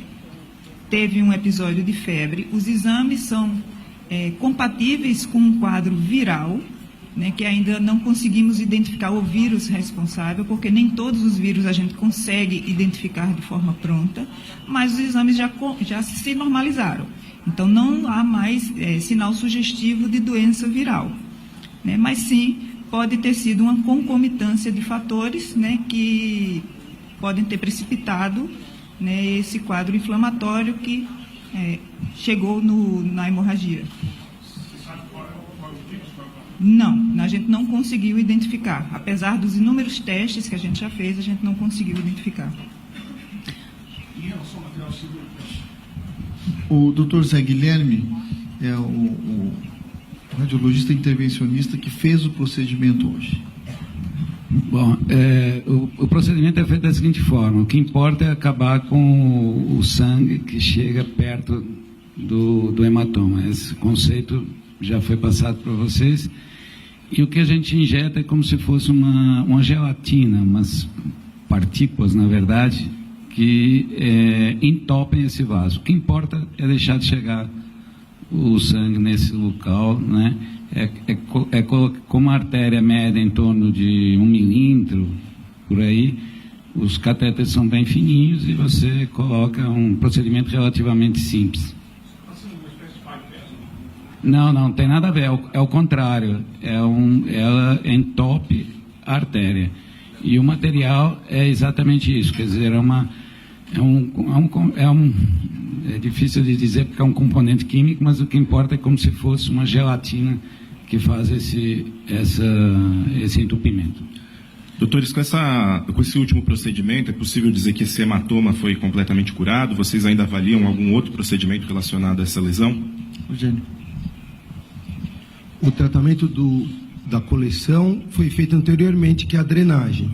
Só que essa coleção tem uma cápsula, ela tem uma membrana que se forma do processo inflamatório e feita também pelas folhas da meninge. Então, com a drenagem, ele está tratado. O procedimento foi em caráter preventivo, para que essa coleção não recorra, não aconteça novamente.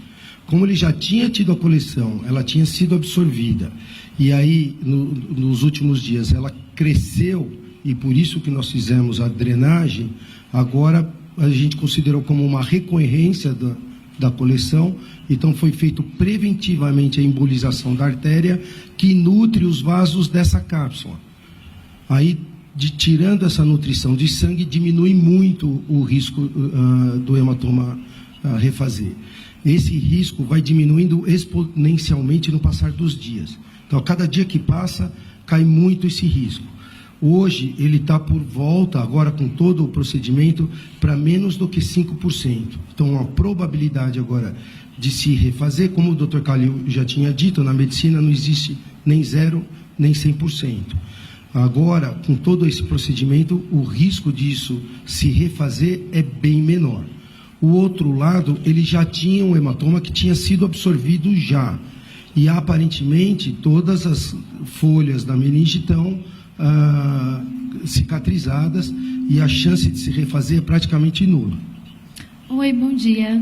Eu gostaria que os senhores explorassem um pouco mais sobre a recuperação do presidente. Quando exatamente vai ser a alta? Se ainda se mantém previsão na segunda-feira? O que ele vai poder ou não fazer depois da alta? E quando ele vai poder começar a despachar lá do Palácio do Planalto?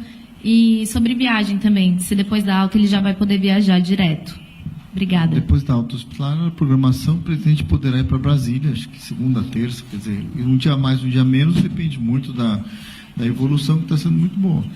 E ele, obviamente, do Palácio, ele pode retornar uma agenda de despacho, né? A gente não vê problema algum em relação a isso. Então o que se espera é que na próxima semana o presidente esteja já no Alvorada. Claro que após o procedimento cirúrgico, após o que aconteceu, vai se requerer um repouso relativo por algumas semanas, talvez, entendeu? Mas isso é tudo relativo, né? Mas a sua pergunta é, ele estará de alta segunda, terça-feira, vai direto para a programação, direto para Brasília e, evidentemente, ele vai retomando aos poucos a sua atividade normal. Doutor, bom dia. Bom dia, Fabiola do UOL. Por favor, eu queria saber dos senhores quais são esses cuidados que o presidente vai ter que tomar, mesmo em Brasília, no pós-operatório. Veja, na verdade é uma recuperação normal. Então ele vai retomando o dia a dia. Claro, a atividade física que ele faz, ele faz atividade física todos os dias, faz exercício regularmente, e isso vai ser postergado um pouco o início dessas atividades. Então isso é dia a dia. Veja, ele está de alta hospitalar. Eu costumo dizer para os pacientes, você está de alta hospitalar, mas não está de alta médica, é diferente. Vai continuar o acompanhamento com a equipe médica de Brasília, chefiada pela doutora Ana. Doutor, bom dia. Desse lado aqui, Beatriz, da Jovem Pan. Eu queria saber se durante o procedimento o dreno foi retirado, eu lembro que tinha essa possibilidade ontem, e se ele tem expectativa de alta ainda para hoje, como era esperado, da UTI. Hoje ele vai continuar monitorado, né? Monitorização de UTI. O dreno será retirado muito provavelmente agora no fim da tarde, né? E ele o doutor Marcos Estávao vai retirar o dreno no fim da tarde, e a partir de amanhã ele vai passar a não ter mais os cuidados de monitoramento 24 horas. Então, praticamente de alta da UTI, né? Deve ser feito amanhã. O que define hoje o cuidado de UTI do presidente e também de qualquer outro paciente é a monitorização contínua, que para o leigo são aqueles dispositivos que a gente prega no peito, né, e aparece lá na televisãozinha os gráficos, né? Então, hoje o presidente está sendo monitorizado. A partir do momento que a gente tira essa monitorização contínua, né, então significa que ele não está mais sob os cuidados de UTI. Mas, em relação ao espaço físico, onde hoje o presidente está alojado, ele vai permanecer no mesmo espaço físico, apenas o que vão mudar serão os cuidados, para não gerar aquela expectativa de que ele vai sair de um lugar A para um lugar B, né? O que vão mudar são os cuidados de monitorização contínua. Tá bom?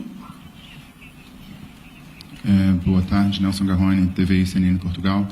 O presidente, a orientação na primeira coletiva foi que o presidente não trabalhasse. O presidente está a trabalhar? Nesse momento, não. Hoje ele passou por esse procedimento e nos próximos dias até a alta, não. Mas, como nós já dissemos, ele provavelmente pode retornar algumas atividades dele na semana que vem. Pessoal, bom dia. Victor Boscato, do Poder 360. Se por algum motivo o presidente voltar a ter algum sangramento, mesmo depois do procedimento de hoje, o que diz a literatura médica sobre o que deveria ser feito numa eventual nova internação? Voltar, eventualmente, ter algum sangramento. Marcos. Quando ele vinha se recuperando do sangramento do trauma, o coágulo foi diminuindo. De repente, inesperadamente, ele teve um novo sangramento. Este novo sangramento foi retirado. Isto precisa ser previsto, então por isso ele fez esse procedimento de hoje, para não ter mais novos sangramentos. Bloqueou a circulação para o lugar onde ele sangrou. Então agora tem uma segurança máxima. o risco dele ter um novo sangramento é estatisticamente desprezível. É que a gente tem que ter os cuidados normais. Ele está neurologicamente perfeito, está ótimo, conversando. Hoje foi um procedimento para que nós não enfrentemos no futuro o que aconteceu nesta última jornada que ele passou. Em nenhum momento ele teve nenhuma lesão cerebral. Então... Eric Klein, da CNBC, aqui ao lado. Bom dia. Queria saber se o presidente Lula ele precisou ser sedado ou tomou alguma anestesia geral e se ele vai continuar recebendo visitas ou agora ele vai precisar de repouso total. As visitas estão proibidas desde o começo da internação e estarão proibidas até o final da internação. Então, visitas proibidas, somente os familiares, mas as visitas completamente proibidas, né? Hoje foi uma sedação, hoje não teve nenhuma anestesia geral. O procedimento de hoje foi sob sedação. Tanto é que logo após o procedimento, o presidente estava acordado, conversando. Doutor Mayra da Band aqui, tirar duas dúvidas em relação aqui no cantinho. Em relação às visitas, mas passando para o quarto, ele vai poder receber mais gente, porque até então está só a primeira-dama, né? E só em relação também à gripe, né, o quadro viral que ele teve, isso influenciou, ajudou, contribuiu de alguma forma para esse hematoma, ou são dois quadros que não tem nada a ver, enfim? É pouco provável, né? Esse hematoma veio da queda, evidentemente, mas ele que estava com quadro viral, ele estava com quadro viral. Então, essa dúvida, será que se perpetuou? Provavelmente não. Provavelmente foi tudo consequência do quadro inicial que ele teve, com uma evolução que a gente já sabia que poderia acontecer novo sangramento nos próximos meses. Por isso que ele estava em monitorização, quer dizer, acompanhamento médico. Em relação à visita, as visitas estão proibidas, estarão proibidas até a alta do presidente. Primeira-dama e familiares. Sim, família. Bom dia, Paula Araújo, da Globo News. Só para eu entender, doutor, as visitas então estão proibidas, só os familiares. O senhor acaba de dizer que o presidente, a recomendação é que ele não trabalhe. Agora, qual que é a orientação com relação ao que está acontecendo, o que vocês esperam e vão orientá-lo a acontecer nos próximos dias? A gente está falando do presidente, então ele conversa por telefone, faz videochamadas, tem alguma conversa com relação à política e a assuntos importantes do país? Como é que está essa situação? Qual é a recomendação que ele deve seguir? A recomendação é de um repouso relativo, mas evidentemente, depois do procedimento de hoje, o presidente está sentado, comendo, conversando, né? Veja,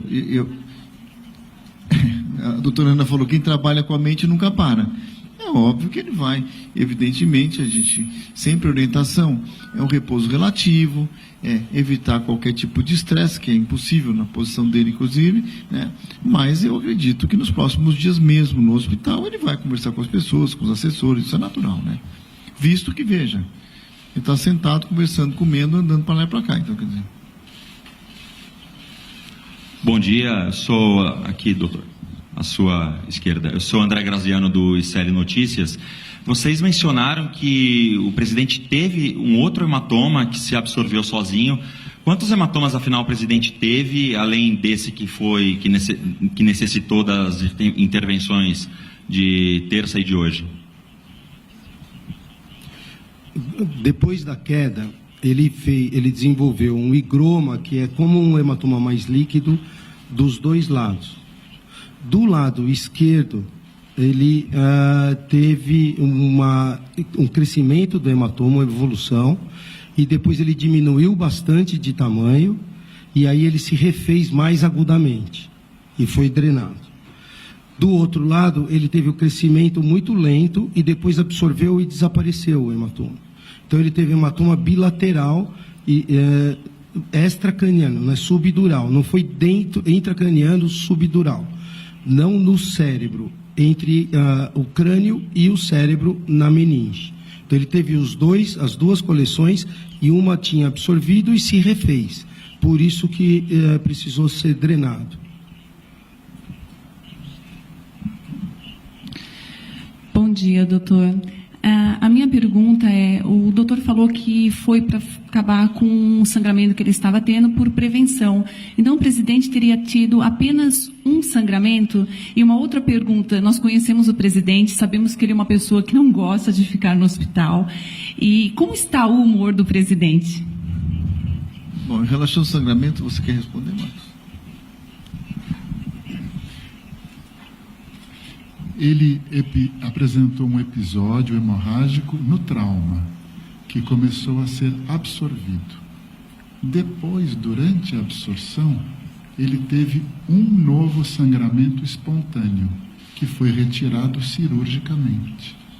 Para que isso não aconteça de novo, hoje o Dr. José Guilherme fechou a circulação que leva sangue para essa região. Foi só isso. Em relação à sua segunda pergunta, o presidente sempre se manteve, como sempre, sereno, sempre seguindo ordens médicas, seguindo protocolos de tratamento. Sempre o presidente manteve essa posição. Óbvio, apesar de uma cirurgia de emergência, esse outro procedimento, sempre manteve sereno. A equipe médica, obviamente, explica o procedimento e sempre a palavra é serenidade. Bom dia, doutores e doutora. Renan Fiuza, da CN Brasil, aqui na frente. Tudo bem? Bom dia. Apenas uma dúvida. Saiu ontem no Diário Oficial da União a sanção do mercado de carbono e mais uma assinatura de um decreto, e pelos documentos teria sido o próprio presidente Lula que teria assinado. A minha dúvida é a seguinte: ainda ontem, antes desse procedimento, ele estava despachando do hospital? Como é que funcionou? Levaram um computador para ele? Enfim, só para entender. Ou tem alguma dúvida aqui com relação a esse documento que foi assinado? Obrigado. Eu não tenho esse conhecimento. Quer dizer, o presidente estava sentado conversando. Eu não tenho conhecimento se ele despachou ou não do hospital. Bem, gente, a última pergunta agora, tá bom? Talvez a questão é se ele está cognitivamente bem e neurologicamente apto. Ele está normal. O exame neurológico dele é normal.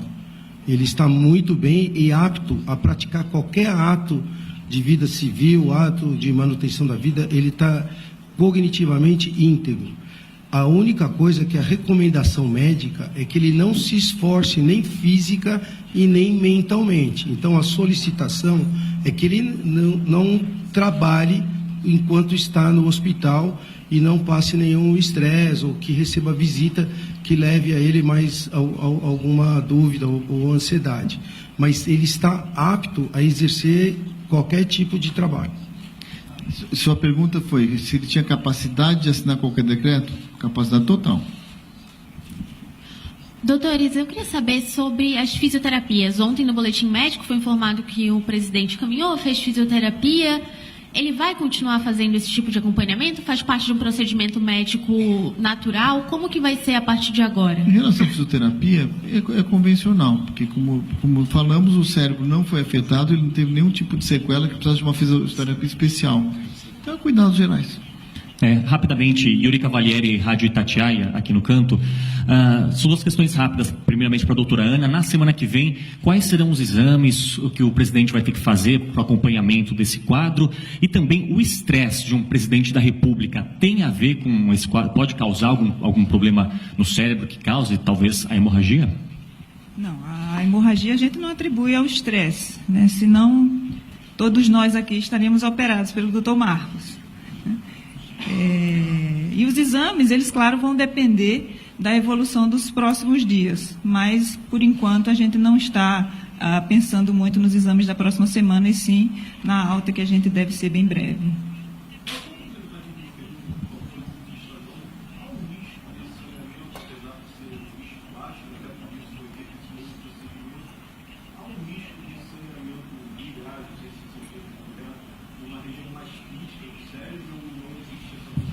Não existe. É um sangramento localizado, foi resolvido.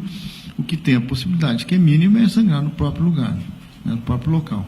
Mas não existe nenhuma hipótese de haver um outro tipo de sangramento em qualquer outro lugar. Não é esperado.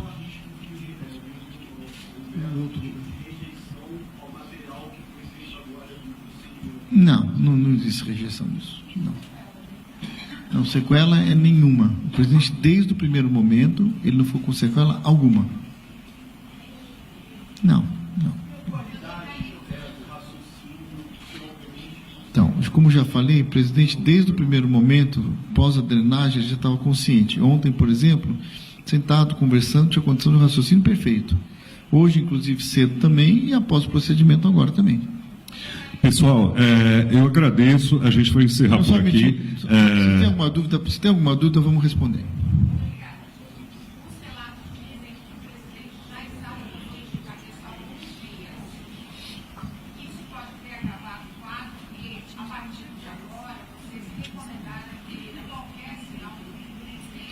Veja, isso é uma questão que ele estava com uma dor de cabeça, ele teve um quadro faz 2 meses, ninguém esperava que ia ter outro sangramento. É claro que qualquer sinal de alerta tem que, obviamente, a equipe médica ser comunicado. Mas, por outro lado, você imagine você submete a um procedimento, você não vai ficar com essa preocupação 24 horas, sabe, teve uma dorzinha de cabeça, vai correr para o hospital. Não é bem assim, é coerência, né? Foi o que aconteceu. O presidente teve uma dor de cabeça, como todo mundo tem, claro que sempre é um sinal de alerta. Quando ele realmente se sentiu mal, ele comunicou aos médicos. Então, pessoal, vamos combinar mais 2 perguntas, tá bom? Léo, só porque a Valentina havia pedido. Ei, tudo bem? Bom dia, eu sou a Valentina do Metrópolis. Não ficou claro para mim se houve um sangramento entre os 2 procedimentos, a cirurgia feita na segunda-feira e esse procedimento feito hoje. Entre os dois procedimentos houve um sangramento? Nenhum, 0. Porque isso é uma dúvida que ficou. Por que fez o procedimento? Não teve nenhum tipo de sangramento. Foi feita a drenagem com sucesso. E esse outro tipo de procedimento foi, como já foi falado, para prevenir ou minimizar o risco de novos sangramentos. Então, não teve nada. É um procedimento, não digo que já estava pré-agendado, porque se espera sempre a evolução. Porque uma das críticas que a gente escutou, por que não avisou antes? Não avisou antes, porque medicina é dia a dia.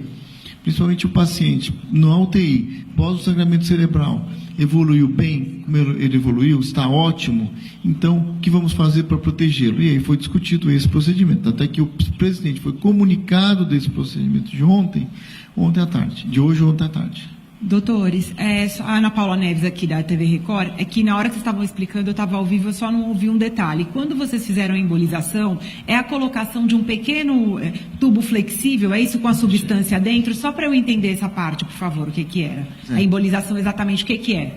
É exatamente isso. Você coloca um pequeno catéter, que é um tubo muito flexível, que tem menos de 1 milímetro de diâmetro, e por dentro dele você coloca as partículas ou substância que você vai embolizar. E você faz isso. Um detalhe importante que foi perguntado antes deste procedimento, que é muito importante ser citado, é que é uma sedação simples, porque o procedimento é chamado minimamente invasivo. Então, que fique bem claro isso, porque senão se acha que é uma cirurgia, alguma coisa desse tipo. Bom, vamos terminando.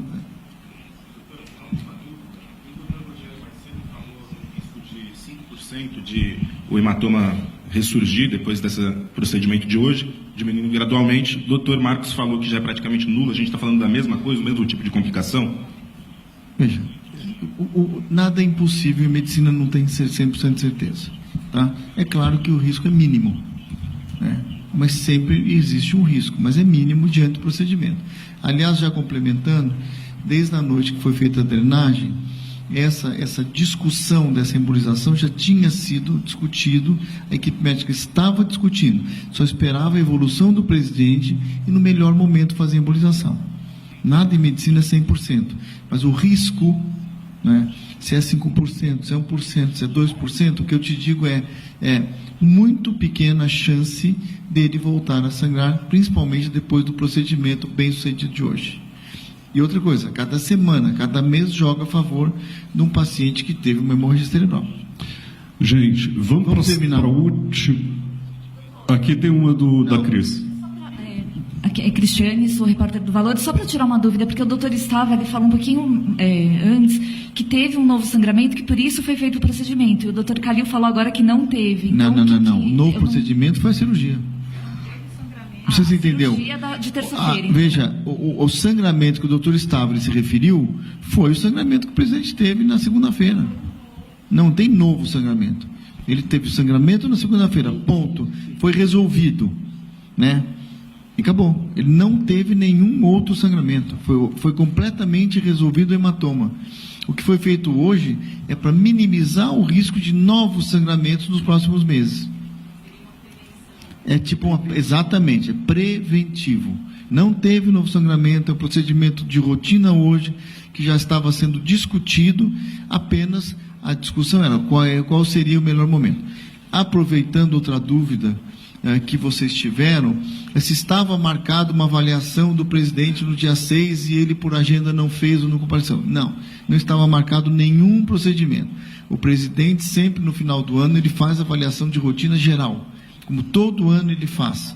O que estava se discutindo qual era a melhor data, não pela emergência neurológica, não pela preocupação neurológica, mas seria um check-up de rotina que ele faz anualmente. Doutor, a última pergunta aqui. Vamos terminando, né? Por favor, só para esclarecer, mesmo que, como vocês disseram, seja desprezível a chance de um novo sangramento, do ponto de vista médico, o que deveria ser feito? Talvez uma craniotomia? Você poderia explicar para a gente? Não, já foi feito completamente tudo o que precisava fazer. Se tiver outro novo sangramento, eventualmente, que é uma coisa improvável, aí vai se decidir na hora o que fazer. Acho que tá bom, né? Olha, peraí, veja bem, ele vai continuar nesses próximos dias a rotina de fisioterapia, os cuidados intensivos eles vão diminuindo, evidentemente, né? E se tudo correr como está correndo, no começo da semana o presidente deve ter alta. Está aproveitando que hoje à tarde vai retirar o dreno, vai se ter um boletim médico à tarde, eu acho que um boletim médico diário é suficiente, né? Porque acho que está tudo esclarecido, vocês estão sabendo tudo que está acontecendo, vocês estão acompanhando passo a passo o que está acontecendo com o presidente. Aliás, é um pedido do presidente, que vocês saibam passo a passo o que está acontecendo. Como foi feito? A situação foi clara, foi bem colocada, nós sempre estivemos à disposição de vocês, acho que isso vocês não têm dúvida. Doutores, só mais uma dúvida. Nós temos que terminar. Em relação ao outro hematoma que já foi absorvido pelo corpo, esse não tem realmente nenhum risco, nada. Já foi bem discutido isso, tá bom? Muito obrigado, viu? Pessoal, muito obrigado. Vocês podem também encaminhar as dúvidas lá para o e-mail que vocês já têm, tá? Eu agradeço e bom trabalho aí para todo mundo. Nós aumentamos a vacinação das 15 de 16 vacinas do calendário infantil e temos esse dado muito importante de termos alcançado a meta de cobertura, que é importante esclarecer quando nós falamos meta de cobertura, a vacina é uma proteção coletiva, então a nossa proteção depende da vacinação de cada um, que tem a recomendação para ser vacinado. Então, isso significa proteção das nossas crianças em relação à poliomielite, BCG, sarampo. Essas foram as vacinas que nós alcançamos a meta de vacinação. 100% na vacinação de pólio de reforço. E nós sabemos que temos discutido, né, se discute em todo o mundo, a possibilidade de um retorno nas Américas da poliomielite. Então, isso é algo muito sério, muito importante e muito positivo que aconteceu. É realmente um feito. No caso do sarampo, também, que é uma doença que pode trazer sequelas graves e até a morte, o dado também é fantástico. O Brasil voltou a ter a certificação de país livre do sarampo, da rubéola e da rubéola congênita, que é aquela que a mãe transmite para o filho, né, para o bebê em gestação. As vacinas estavam em queda desde 2016. A poliomielite, só para dar um exemplo, em 2022 estava com 67% de cobertura, um índice assim muito preocupante. Tanto que o Brasil estava na lista dos 20 países que menos estavam vacinando, Karine. Como isso mudou? Primeiro, a decisão política da gestão do presidente Lula, de combater o negacionismo em relação à ciência e às vacinas, de trabalhar firmemente para essa recuperação. Vacina é vida, como dizemos. Então, fizemos isso com um planejamento muito organizado, um planejamento vendo o que em cada local dificultava a vacina, retomamos campanhas, não é? Então, dizer o Ministério da Saúde voltar a ter o papel que tem que ter, dizer à população: vacina é necessária, vamos vacinar de uma forma sistemática. Fizemos isso também em nível local, dialogando em cada local quem pode ajudar na vacinação, influenciadores locais, um trabalho realmente meticuloso. Cada local no Brasil tem uma característica, não podemos esquecer que em muitos lugares se tem que ir de barco, né, para vacinar, condições que exigem muito esforço das equipes e muita coordenação do SUS. Então o SUS é esse sistema que nos permite isso com força também. E um outro elemento muito importante para esse sucesso, né, isso que nós falamos de um micro planejamento, foi fortalecimento da estratégia da saúde da família, né, com reforço de equipes, habilitação de equipes. Então é um conjunto de fatores. Ao fortalecer todo o sistema de saúde, onde se faz a vacinação, que é na atenção primária à saúde, você permite essa chegada, então, do vacinador até as pessoas, ou das pessoas até a unidade de saúde. E também algo que este ano fizemos de uma forma muito forte, a vacinação nas escolas, de todas as vacinas em que se recomenda a possibilidade de fazer a vacinação assim. E um dado muito importante aí para os nossos pré-adolescentes e adolescentes na faixa de 9 a 14 anos, aumentou a vacinação para HPV, que é tão importante para proteger nós mulheres do câncer de colo de útero, né, mas que também é importante para os meninos, né, porque protege para outros tipos de câncer. E essa vacinação aumentou 40% esse ano. Muito bom. E passou também a ser feita nas escolas. Então, agradecer também à comunidade escolar que nos apoia e ao Ministério da Educação nessa iniciativa. Com o slogan "Rodando o país para as nossas empresas ganharem o mundo", o programa Exporta Mais Brasil, da Agência Brasileira de Promoção das Exportações e Investimentos, Apex Brasil, completou neste mês de dezembro 28 edições desde a sua criação, em agosto de 2023, e movimentou mais de R$500 bilhão em expectativa de negócios. Ao todo, foram realizadas mais de 6.000 reuniões de negócios entre 875 empresas brasileiras e 305 compradores internacionais.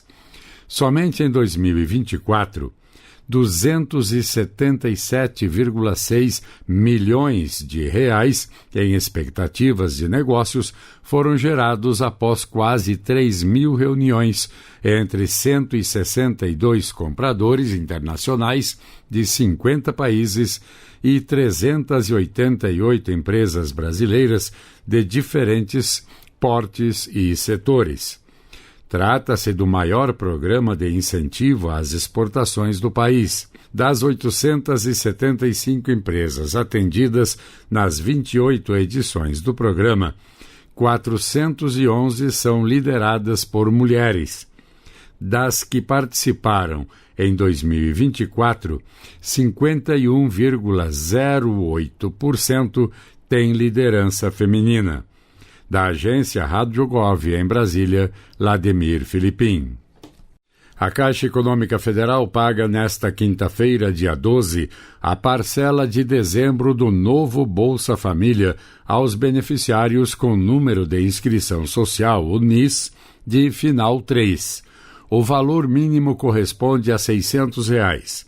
Mas com o novo adicional, o valor médio do benefício sobe para R$ 678,36.